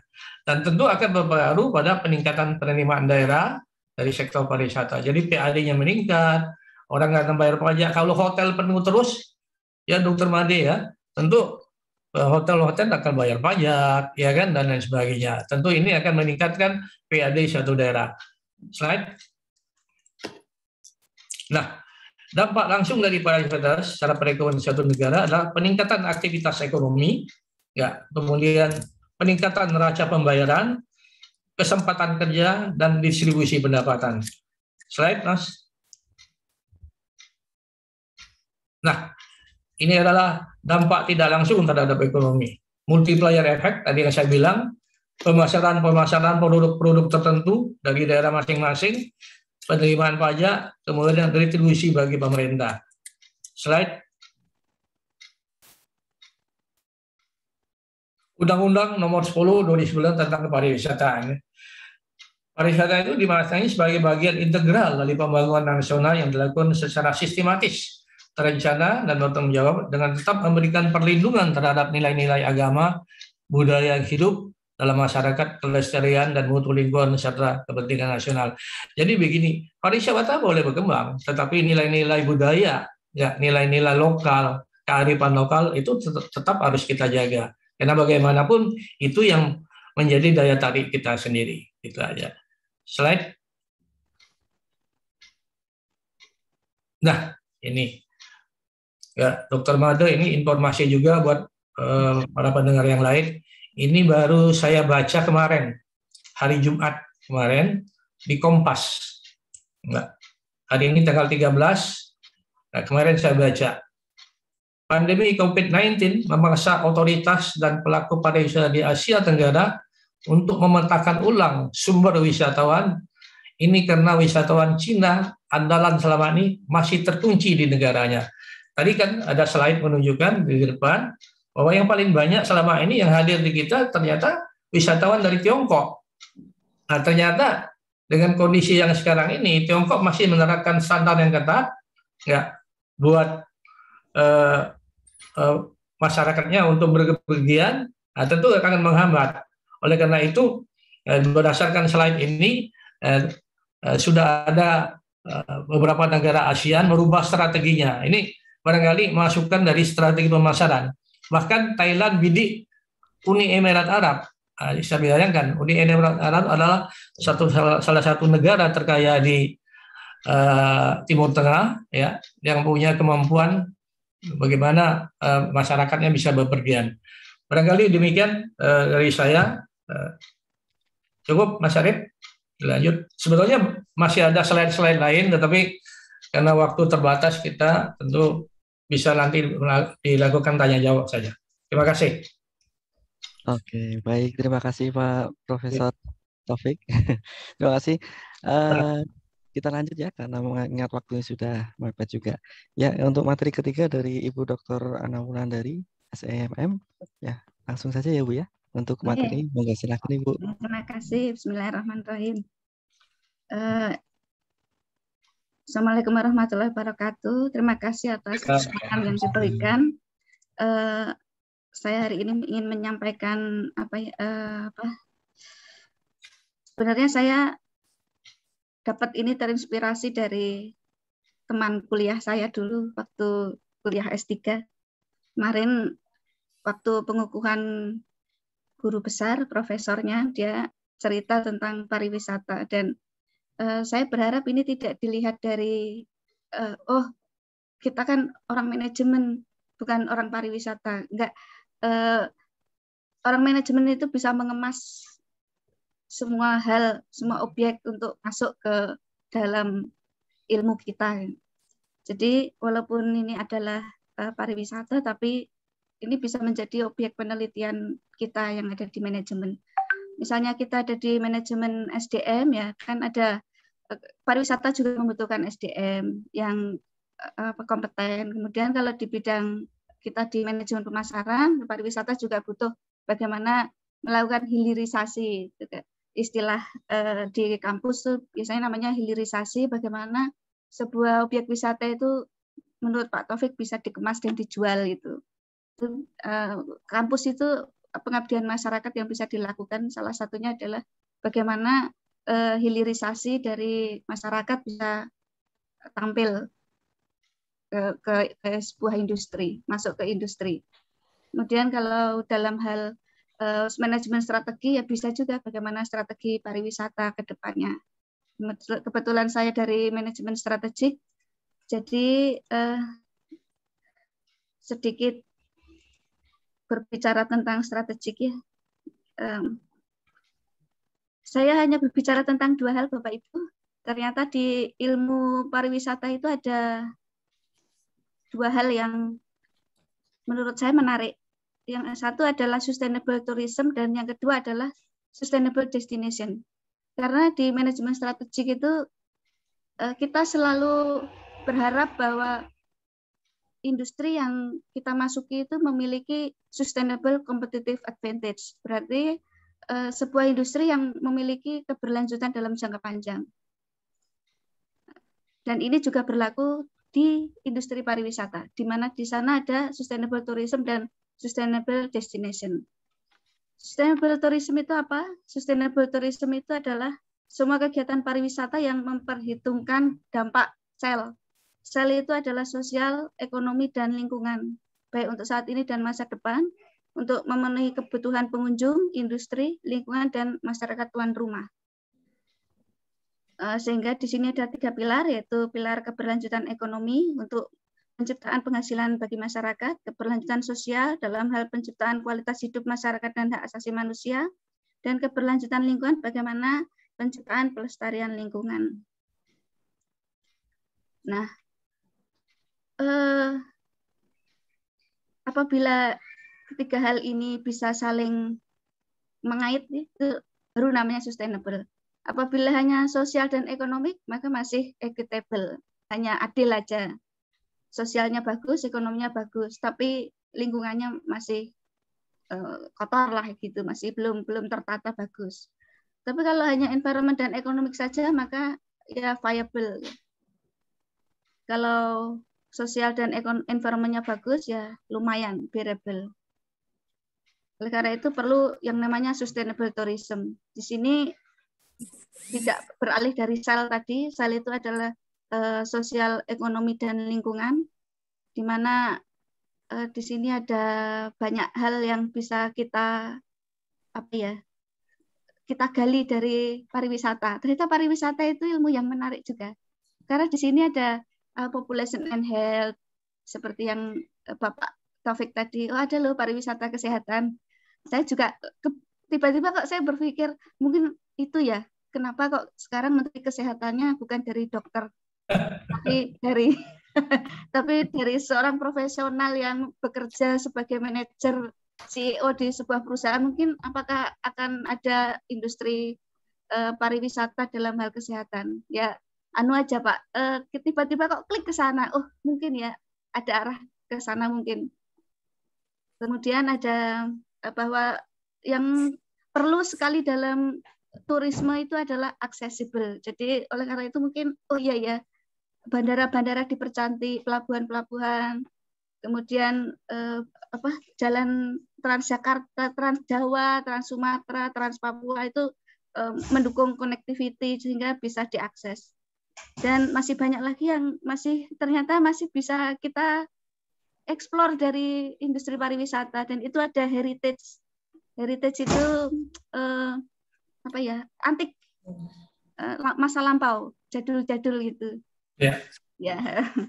Masih banyak, dan di sini yang dipentingkan adalah sustainable tourism development, di mana dia berharap adanya keseimbangan antara manusia, antara sumber daya, resources itu lingkungan, dan sosial masyarakat yang ada di sana.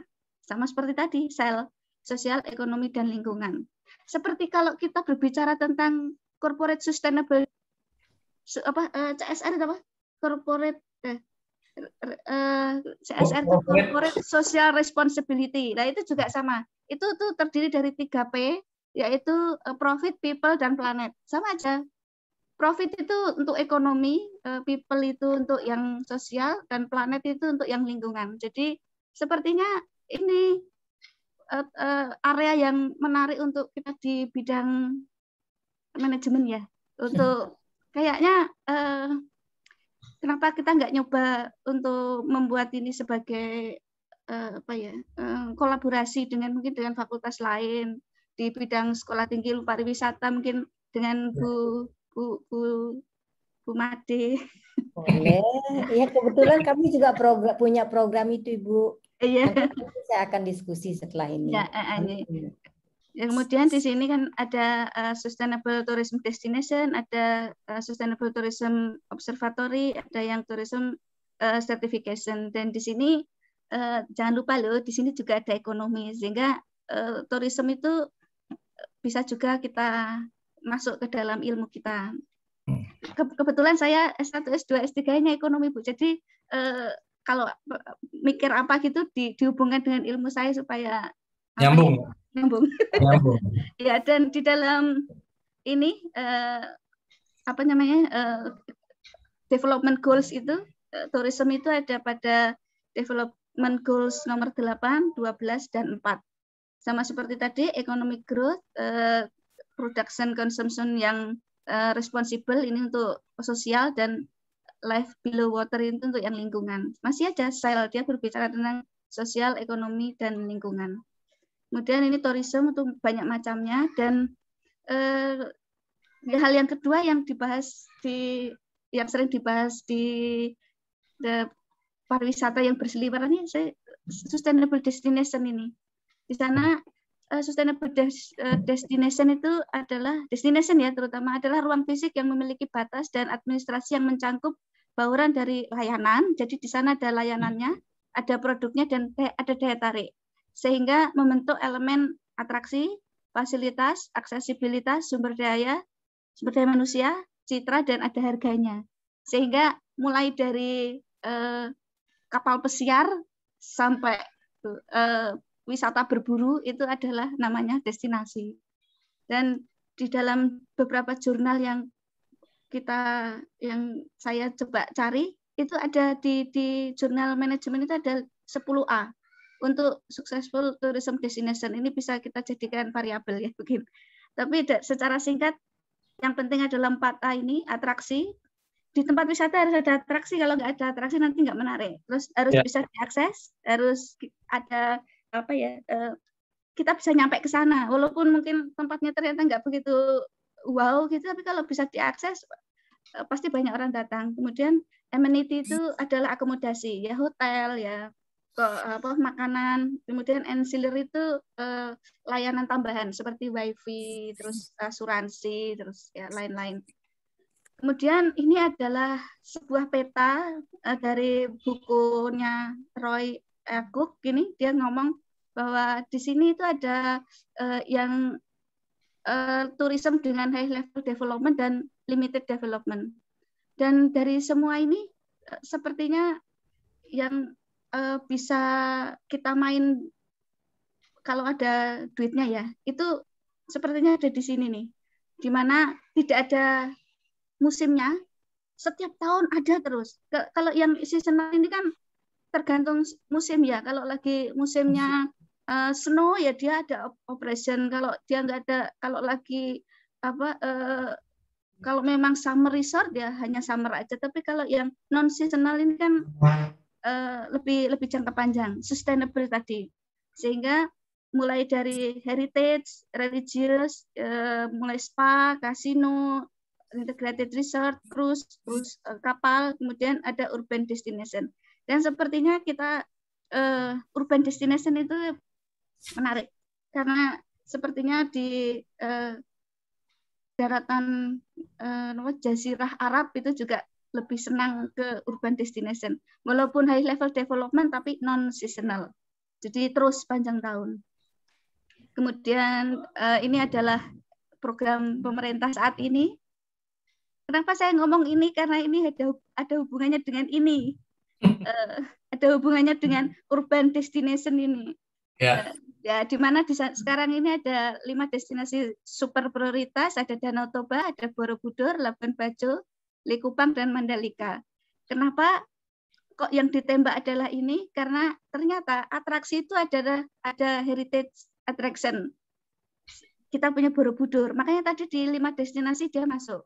Kemudian ada zoos and aquarium attraction. Ini yang gampang ya, Ancol lah, karena kan akuarium. Kemudian ada yang ini, park and preserve attraction. Ini termasuk di Danau Toba, di Bunaken, di Pulau Komodo, bahkan ada impian untuk membuat Indonesia Jurassic Park di Pulau Komodo. Kemudian ada juga fair and festival. Jadi seperti ini, apa namanya ini, Jember Festival Kostum ini, ya, ini juga bisa menarik orang untuk datang. Kemudian ada juga atraksi berupa ini komersial. Komersial itu yang ada roller coasternya, terus yang ada hiburan buatan. Ini seperti dunia fantasi. Saya itu sampai bingung itu waktu datang ke Malang ada Jatim Park 1, Jatim Park 2, Jatim Park 3 itu kalau suruh bedain masih bingung. Kemarin saya habis dari mana ya, tapi ini semua adalah commercial attraction.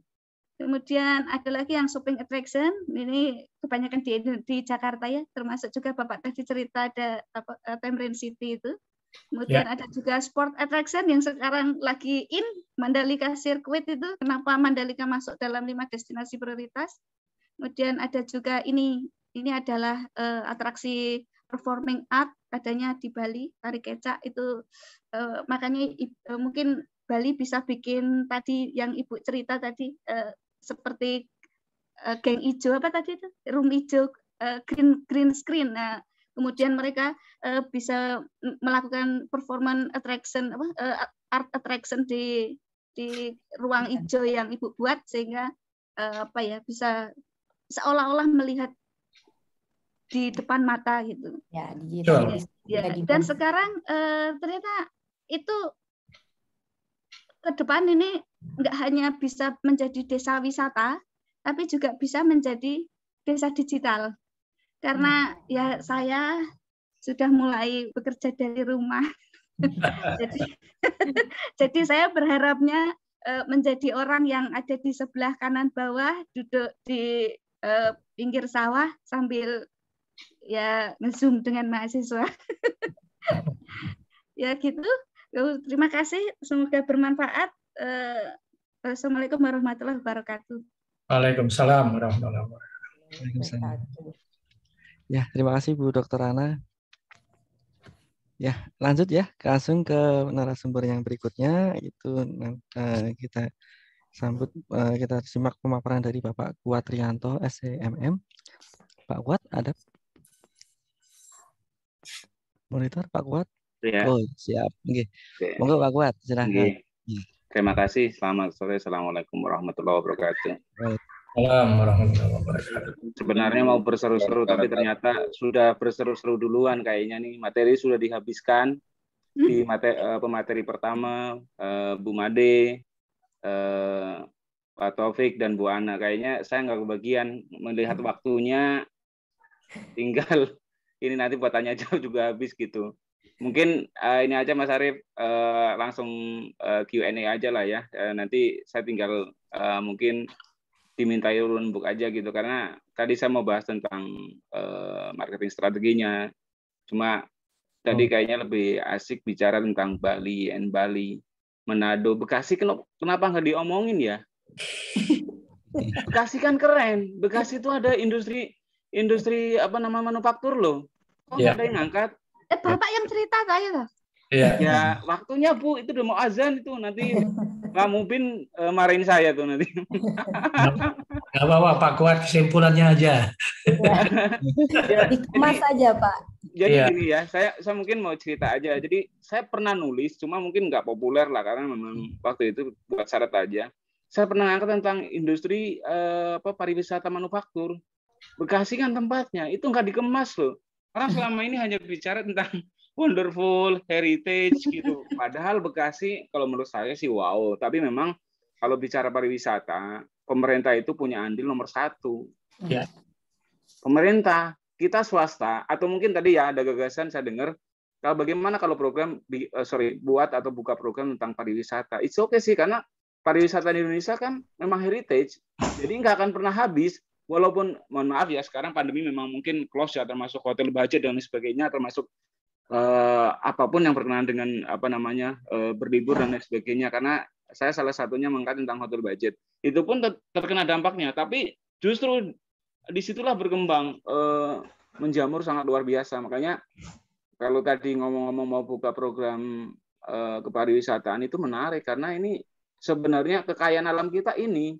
Manufaktur contoh, manufaktur sebenarnya kekayaan semu juga, artinya kan yang main di Indonesia kan memang investor asing.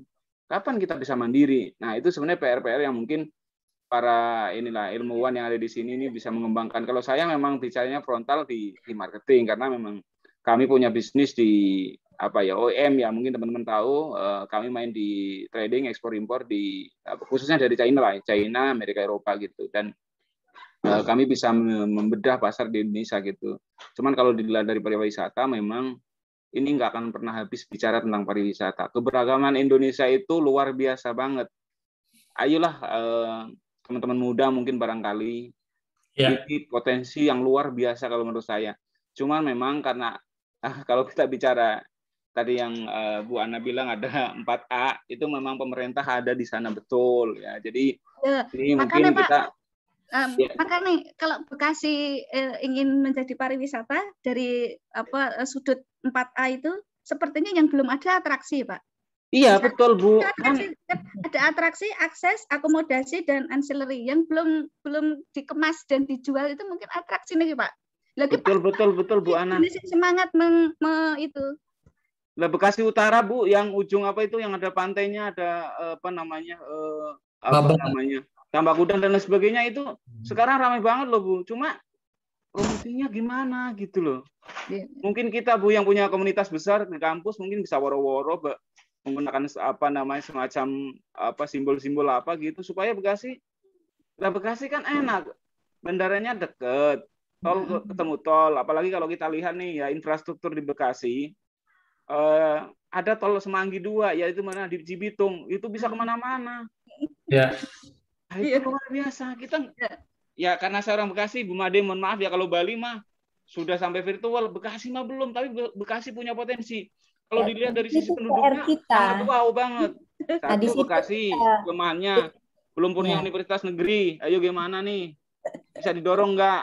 Mungkin mimpi aja kali. Bapak, ya. Pak Kuat ceritanya curhat ini. Ya, saya seorang marketer Bu, sorry. Saya melihat sisi kita sama-sama marketer Pak. Saya juga marketing saya. Iya, jadi betul-betul saya dulu pernah diketawain sama teman-teman saya ketika saya buat brand sendiri gitu. Saya dulu pernah menjadi agennya GE, ABB, terus Schneider.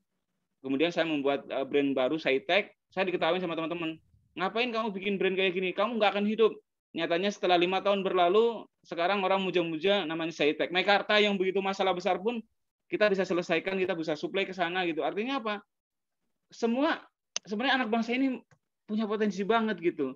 Ya teori memang menjembatani kita ke sana. Cuman keberanian tadi, attraction-nya Bu, mungkin benar-benar ya Bekasi itu sebenarnya dari ujung ujung utara itu yang cukup lumayan, mungkin panas sih oke, nggak ada masalah. Terus industrinya belum kegarap nih.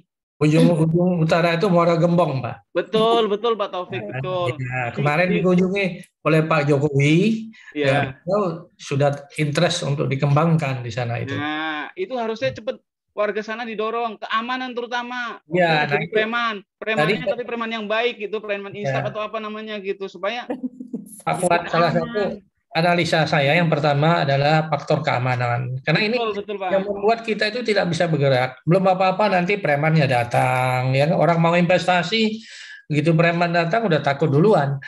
Pak Fuad asal tahu aja, saya kebetulan ada teman yang mau buka salah satu atraksi pariwisata juga. Yeah. Belum apa-apa, enggak. Izin dari Pemda sudah disetujui, tapi yang nggak disetujui izin dari preman, Pak, ormas. Iya, betul. Nah, itu bisa dibayangkan. Nah, orang mau investasi gimana? Nggak takut, kan? Nah, ini yang perlu kita pikirkan bersama nanti. Saya senang sekali, Pak Fuad orang muda, ya. Tentu ini ekspektasi life-nya saya yakin tinggi, ya. Dan mudah-mudahan dengan keberadaan Pak Fuad ini, ya siapa tahu nanti Universitas Pelita Bangsa nanti dinegerikan, Pak, karena satu-satunya universitas. Bekasi malu, Pak, belum ada, ya. Pak. Saya petain, saya kadang-kadang sambil merenung kok Bekasi kalah dengan Karawang. Karawang itu sudah luar biasa banget. Dan jangan-jangan orang Bekasi juga nggak tahu pariwisatanya gitu kan. Bekasi padahal ada jembatan cinta loh. Keren itu. Nggak ada yang tahu mungkin. Iya, saya pernah jalan-jalan di Mekarta. Ternyata di sana itu luar biasa destinasi. Betul Pak, betul. Ya kan? Nah ini memang harus kita kemas. Nah, ini tugas kita semua ya sebagai seorang akademisi, tentu Pak Fuad orang-orang muda lah yang jadi pionirnya. Kalau saya kebetulan Pak sudah 60 ke atas ya. Jadi saya ikut Uri Handayani aja. Betul Pak. Orang muda ini yang harus kita trigger supaya sadar bahwa kita ini potensi ekonominya luar biasa. Kita nggak usah mau keluar negeri dan lain sebagainya. Betul. Iya, kita kemas saja daerah-daerah Bekasi yang kata Bapak tadi, satu sentra industri menjadi destinasi wisata. Pada saat presentasi, saya pernah anak saya kuliah di Milan ya. Saya digiring oleh pemandu wisata hanya untuk melihat bagaimana orang membuat keramik, Pak. Ya. Yeah. Kalau kita bikin keramik di Indonesia ada Purwakarta banyak itu yang bikin keramik ya. Banyak. Tapi di sana itu dikemas menjadi bagian dari destinasi wisata. Kita bayar, Pak, itu. Berapa bayarnya? Itu 5 euro, Pak, kita bayar. Lumayan. 1 euro 14 ngelihat orang bikin keramik. Nah, lucu saya bilang kita ngelihat bikin banyak. Iya. Nah, saya pikir ini kenapa tidak di Indonesia, ya kan? Nah, tadi memang kalau kita bahas masalah pariwisata ini nggak habis-habisnya. Karena itu tadi, sustainable tourism ini sesuatu yang berkelanjutan terus, gitu kan. Makin maju satu negara, makin orang pengen jalan-jalan, Pak. Pengen tahu sesuatu dan lain sebagainya. Nah, karena itu menurut saya, Pak Fuad ini orang muda, saya lihat ini luar biasa ya. Nanti kita ketemu lah nanti ngobrol-ngobrol. Siap. Emas ini menjadi sesuatu yang punya value, punya nilai ekonomi gitu aja. Kita nggak perlulah rakyat Indonesia itu berkeliaran di luar negeri jadi TKI, TKW. Kita kemas saja di daerah Bekasi, orang ngumpul di sana, sehingga punya nilai ekonomi. Kalau bisa Pak, orang luar tuh datang ke kita, jangan kita. Nah itu magnet itulah yang harus kita buat gitu. Makanya kita harus punya inovasi yang tinggi. Tapi Mas Kuat, dari dalam sendiri harus dibenahi. Betul. Setuju. Kalau saya berpendapat kita tidak mampu mengeksplor apa yang kita punya ketika di dalam sendiri tidak dibenahi. Artinya, internalnya kita harus memakai produk kita, istilahnya baru dari strategi pemasaran, muat-muatnya akan berjalan secara langsung gitu gini ya. Itu PR utama. Dan kembali lagi tadi sempat saya paparkan kan ABG M-nya kan berjalan kan gitu. Semua harus berkolaborasi. Khususnya untuk ke sektor keamanan sendiri, karena keamanan sendiri pemerintah memegang peranan penting ya. Nah, ketika pemerintah membuat kebijakan tentang keamanan, kadang-kadang mungkin mereka akan berkolaborasi di garda paling depan jadinya dia. Nah, kemudian nanti baru kita kemas jadi destinasi apa akan bentuk gitu loh gininya. Entah nanti mau ke arah religi kah atau nanti mau ke adventure kah dan lain sebagainya. Nah, sistem promosinya kan Mas Kuat tahu sendiri. Produk apa yang ada di situ mulai dari dalam, baru dengan kuatnya di dalam kita baru berkolaborasi dengan yang ada di luar, mungkin dengan kami yang ada di pendidikan yang ada di Bali ataupun dengan tempat-tempat yang lain. Nah, nanti pada ujungnya kan outputnya akan ke internasional, arahnya kan begitu gitu. Betul. Nah, kadang ekspektasi kita kan terlalu tinggi gitu. Kalau saya ya dari hal kecil dulu dibenahi gitu loh. Dari selangkah, 2 langkah baru ke jangkauan yang besar. Mungkin itu aja sih gini kalau dari opini saya. Mantap. Ayo Bu Ana bersatu. Nanti bisa riset juga. Kebetulan saya penelitiannya kan kemana-mana itu. Ilmu saya memang sama kita Mas Kuat ya Pak Topik, Pak Prof Bu Ana. Saya konsentrasi saya marketing, tapi kemarin hijrahnya kemana-mana riset saya itu loh.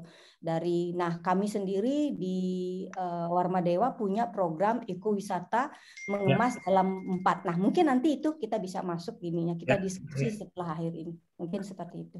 Saya kira nanti bisa berkolaborasi, Bu. Kebetulan saya ya ini karena Ibu udah buka, saya 10 tahun yang lalu itu digiring oleh promotor saya. Ya, kebetulan saya kan doktor ekonomi. Ya, dia bilang, ya kalau orang meneliti tentang fiskal moneter itu udah banyak katanya. Itu memang udah urusan ekonomi. Tapi dia bilang, "You tertarik nggak kalau mau meneliti tentang pariwisata?" Nah, saya kaget. Loh, selama ini kalau orang belajar ekonomi nggak pernah kepikiran mengenai pariwisata ya. Iya kan? Anda teliti itu katanya. Nanti next 5-10 tahun lagi ini menjadi unggulan dia bilang. Antara percaya dengan enggak saya. Ternyata memang kenyataannya begitu. Setelah kita teliti, oh ini rupanya. Ya. Jadi saya pikir nanti berkolaborasi aja Bu Ana sebagai Kaprodi. Nah, kita ini sebagai anak buahnya Bu Ana, nanti kita mau memikirkan bagaimana membuat satu formula supaya bisa dikemas lah. Ya, destinasi wisata ini menjadi sesuatu yang punya nilai ekonomi gitu aja. Barangkali itu Bu. Saya. Khususnya daerah yang belum terjangkau. Ya. Kalau Bali sendiri kan mungkin saya tidak perlu eksplor hanya karena kondisi pandemik. Jadi kami sendiri di sini berusaha menghidupkan diri sendiri. Itu PR-nya. Tapi untuk destination-nya Bali sepertinya hanya perlu dipertahankan kan begitu. Saya kira mungkin yang lebih daerah-daerah yang memang yang belum terjangkau, belum tersentuh, belum tersentuh, saya lebih tertarik itu karena itu bagi saya sendiri itu PR gitu loh, gimana kita untuk mengeksplor agar orang luar tuh tahu ini loh produknya kita yang tidak terjangkau gitu loh gininya itu. Salah satunya kan Bekasi Bu. Orang rela-rela ya. Kembali lagi Pak Topik ke Bekasi. Iya, karena orang rela ya. Ya ke puncak, terus kemudian ke Bandung. Ngapain di Bekasi kan ada. Ya, Pak Mas Fuad, saya kira memang perlu ada upaya-upaya dari kita ya, mungkin dari UPB bagaimana mengemas supaya daerah Bekasi itu orang tahu loh ada destinasi wisata yang menarik di sana. Nah, karena selama ini kan promosinya nggak ada, tahunya daerah Bekasi itu adalah industri gitu aja, ya kan? Artinya kalau orang mau cari kerja ke Bekasi, ya, karena banyak industri di sana. Nah, kita kemas. Ya, yang tadi saya cerita, di Italia itu orang hanya bikin keramik saja kan bisa ditonton, bayar. Dan itu kan membuka lapangan pekerjaan gitu aja ya kan. Nah, menurut saya itu kita harus kemas produk-produk ini sehingga punya nilai wisata. Orang mau datang ke Bekasi itu tidak hanya cari kerja, tapi mau jalan-jalan juga. Karena di sana sudah ada kalau Bu Dr. Made datang ke sana, daerah Bekasi itu luar biasa, sudah ada Mekarta. Di sana ada sudah dibuat destinasi wisata walaupun dalam bentuk buatan ya yang menarik, ada kolam. Ya, betul. Saya sudah di sana, saya sudah pernah ke sana. Saya bilang kepada teman saya, wah ini luar biasa ini kalau dibuat semacam dikemas gitu maksudnya. Sehingga betul-betul komersial ya nanti. Komersialkan gitu itu. Karena masyarakat kita ini sejak dikurung selama pandemi hampir 2 tahun, ini kayak ada ledakan. Enggak. Ledakan orang pengen berwisata, mau jalan-jalan kemana dan sebagainya. Kebetulan saya pagi tadi baru pulang dari daerah Ciawi. Ya. Di sana ada wisata yang dibikin sedemikian rupa, namanya Sevili. Itu sekali masuk tiketnya 25.000. Tapi di dalam itu semua bikinan. Ya, dibikin sedemikian rupa supaya orang-orang bisa tanda kutip berwisata, beristirahat dan sebagainya. Bahkan ada dibuat tempat penginapan. Nah, itu kan membuka lapangan kerja yang luar biasa kan, gitu. Dan masyarakat di sekitar sana ya kebagian kejipratan lah.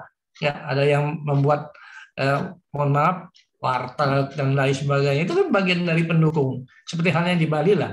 Di Bali CSR-nya itu. Nah, itu. Saya kira Pak Kuat, saya kira ini nanti perlu kita pikirkan ke depan sama Bu Ana sebagai Kaprodi bagaimana mengemas destinasi wisata daerah Bekasi sehingga punya nilai-nilai. Bapak, itu areanya Bu Retno itu pengabdian masyarakat. Iya, maksudnya kan sekarang Bogor Timur itu sudah berkembang loh. Villa-villa berbasis alam itu saya mungkin kemarin lah baru beberapa survei ke sana, banyak sekali istilahnya destinasi wisata yang dikemas yang mulai alam, kemudian ada semacam hunian kayak gitu. Dan itu otomatis berubah. Jadi konsep pemasaran hunian itu berubah di Bogor Timur, makanya nanti itu akan menjamur juga. Ya syukur-syukur nanti kalau kita punya andil di sana itu bisa ditarik ke Bekasi gitu. Lumayan. Ya, tetap Bekasi, I love Bekasi kok. Agronomi jadinya nanti agronomi nanti Mas. Karena kan gini, penduduk Bekasi wah luar biasa perantauannya. Itu kan kalau Sabtu Minggu bisa berkontribusi, nongkrong di Mekarta aja kan tukang kopi hidup. Rame. Simpel ya, kalau saya berpikir simpel itu. Iya. Ya kita lihat populasinya besar banget di Bekasi gitu. Jadi sementara Bali kita nggak usah bicarakan dulu ya Bu Madi ya. Nggak usah lah, Bali kan mengalah Bali demi Bekasi Pak. Bali udah sampai ke virtual Pak, udah beda Pak. Iya, 3 dimensi sudah program. Iya, jadi udah beda sekali gitu. Itu loh, udah istilahnya kalau saya bilang itu sudah payment gateway lah, udah celing masuk ke rekening sendiri itu udah beda. Oke Mas Arief, monggo silakan lah di Q&A aja lah. Sudah mendekati waktu maghrib Pak. Jadi sepertinya untuk sesi pertanyaan mungkin bisa dilanjutkan di next pertemuan lagi ya Bapak Ibu semuanya. Jadi ini sebelum ke acara penghujung ke penutupan mungkin sedikit ada sambutan dari Ibu Dr. Retno. Bu, monggo silakan. Izin Mas Arief, kebetulan silakan. Saya ada kakak saya di sini hadir dari UGM kebetulan. Gitu. Kalau nggak salah ya.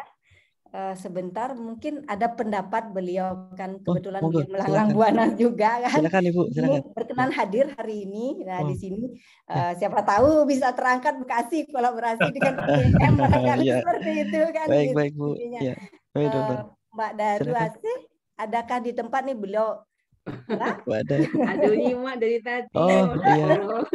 Mohon maaf nih Bapak Ibu sekalian. Selamat sore. Jadi mohon maaf belum bisa on cam soalnya tadi sambil nyimak sambil mengerjakan otak-atik. Oh, tahu tuh. Jadi, ya, Hmm. ya makasih adik saya nih luar biasa ini Bu Made ini kan lulusan tercepat dari Udayana ya dan kumlot luar Terima biasa. kasih, terima kasih. Ya, jadi kami ya sudah lama berkolaborasi ya dengan adik saya ini Bu Dr. Made. Jadi terkait dengan wisata memang luar biasa ya.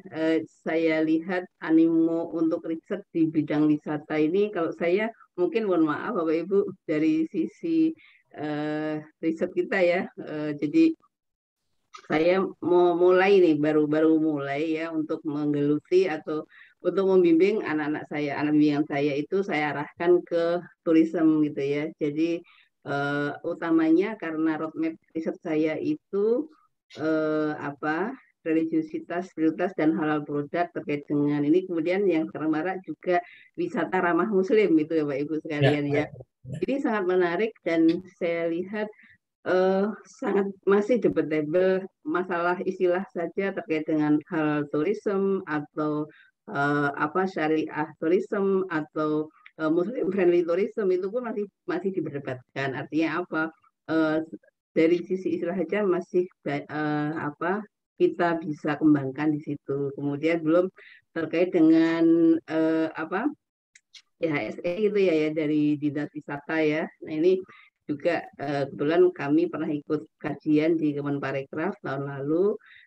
Ini juga dari Kemenparekraf sendiri juga terkait dengan beberapa hal itu yang masih debatable itu kayaknya masih digodok juga nih ya. Jadi Bapak Ibu saya coba untuk riset wisata ini, apalagi sekarang kan udah mulai menggeliat ya, insya Allah. Saya lagi di Jogja nih Bapak Ibu, sebenarnya saya di Jakarta, tapi saya dari Mercu Buana ya, Mercu Buana, tetapi karena online jadi saya stay di Jogja dan saya lihat Jogja di akhir pekan tuh udah mulai macet nih.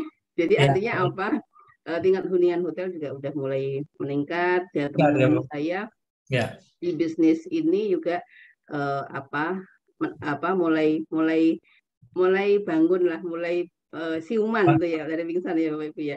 Nah kemudian yang menarik ini kalau di Jawa Tengah itu juga ada pengembangan di desa wisata dengan membangun balkonde kayak balkonde itu ya, balkonde. Jadi kayak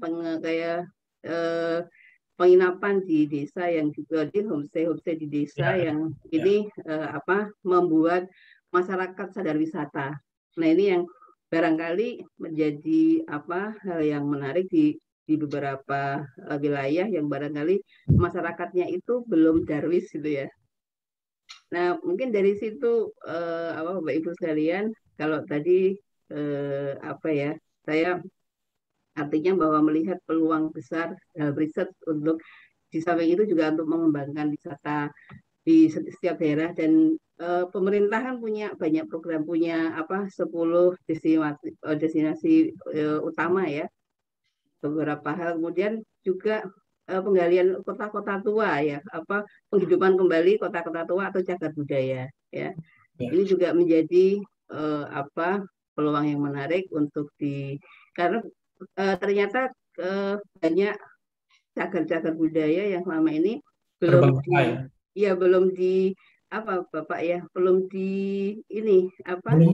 dikemas, belum ini juga menarik ya, sehingga sebetulnya banyak potensi-potensi wisata dari berbagai daerah itu bisa dikembangkan, termasuk misalnya batik gitu ya. Nah itu juga ada museum batik, kemudian mungkin juga di daerah Jogja itu di beberapa daerah mulai dikembangkan juga ciri khas batik gitu ya, batik Bantul, batik Sleman, batik Jogja. Nah ini sebenarnya ada banyak hal yang bisa kita sebagai akademisi itu banyak berbuat itu.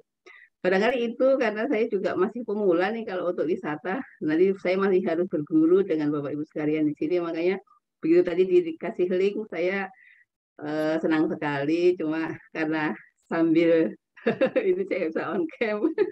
Mohon maaf, insya Allah lain kali kita bisa Ya Bu, salam kenal Ibu. Kalau di Mercu Buana nanti bisa ketemu lah. Iya, Pak, insya Allah, ini Pak. merendah Pak di Ya. beberapa kampus melanglang Ya. buana, beliau terlalu merendah. Ya nggak apa-apa. Nggak, saya senang yang rendah-rendah ya. Jadi nggak akan jatuh kalau orang rendah. Ya. Matur nuwun ya, makasih banyak atas kesempatannya Bapak Ibu sekalian untuk urun rembuk ya. Jadi Ya. insya Allah monggo kita berkolaborasi. Sebenarnya Baik. tadi kemarin juga saya mengisi di UNM Universitas Negeri Malang untuk berbagi terkait dengan membuat artikel untuk publish di jurnal nasional ya. Terakreditasi kalau sebelumnya saya ini Bapak Ibu di mix jurnal ilmiah manajemen Mercu Buana yang terakreditasi Cita 2. Dan sekarang digantikan oleh sahabat saya juga, dan Bu Made ini salah satu reviewer terbaik juga, aktif. Jadi kita kolaborasinya itu dari hulu sampai hilir ya, Dinda ya. Jadi risetnya, publikasinya kalau Bu Made mainannya udah internasional, Index Scopus, kalau saya masih nasional. Demikian Bapak Ibu.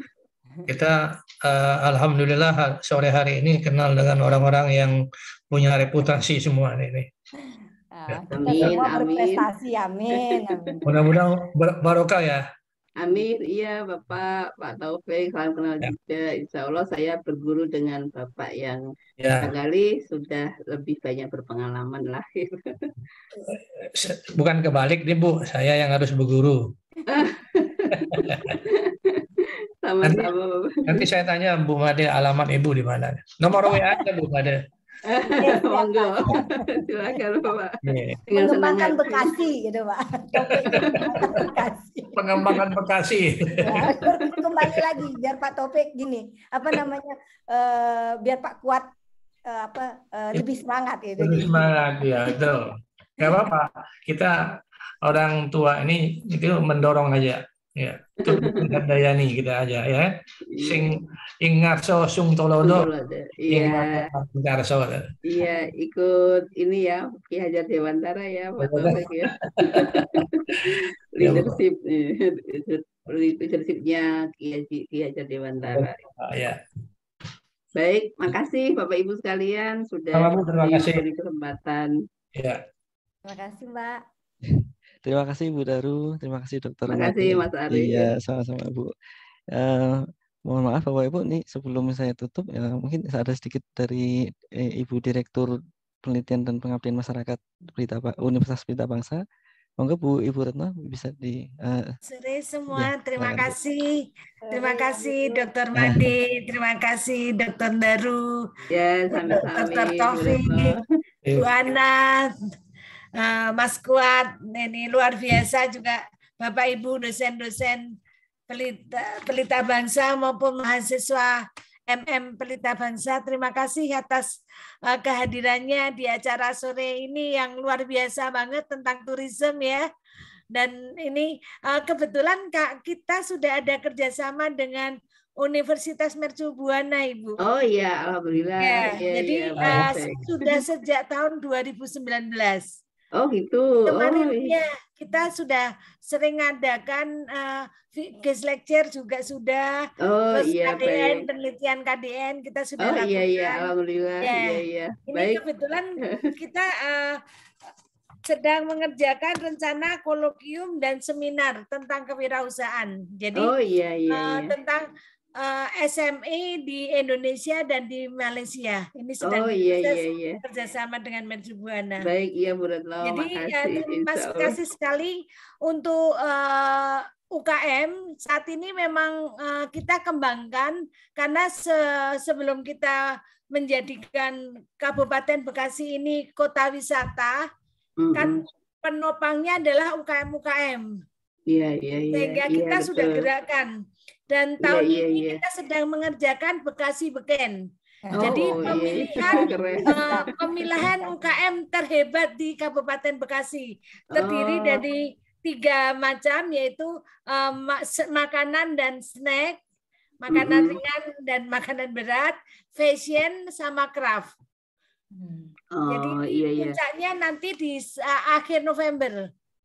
Itu puncak dari penilaian UKM. Jadi memang kita sudah gerakan, terus kemudian kita sedang membuat Smart Village.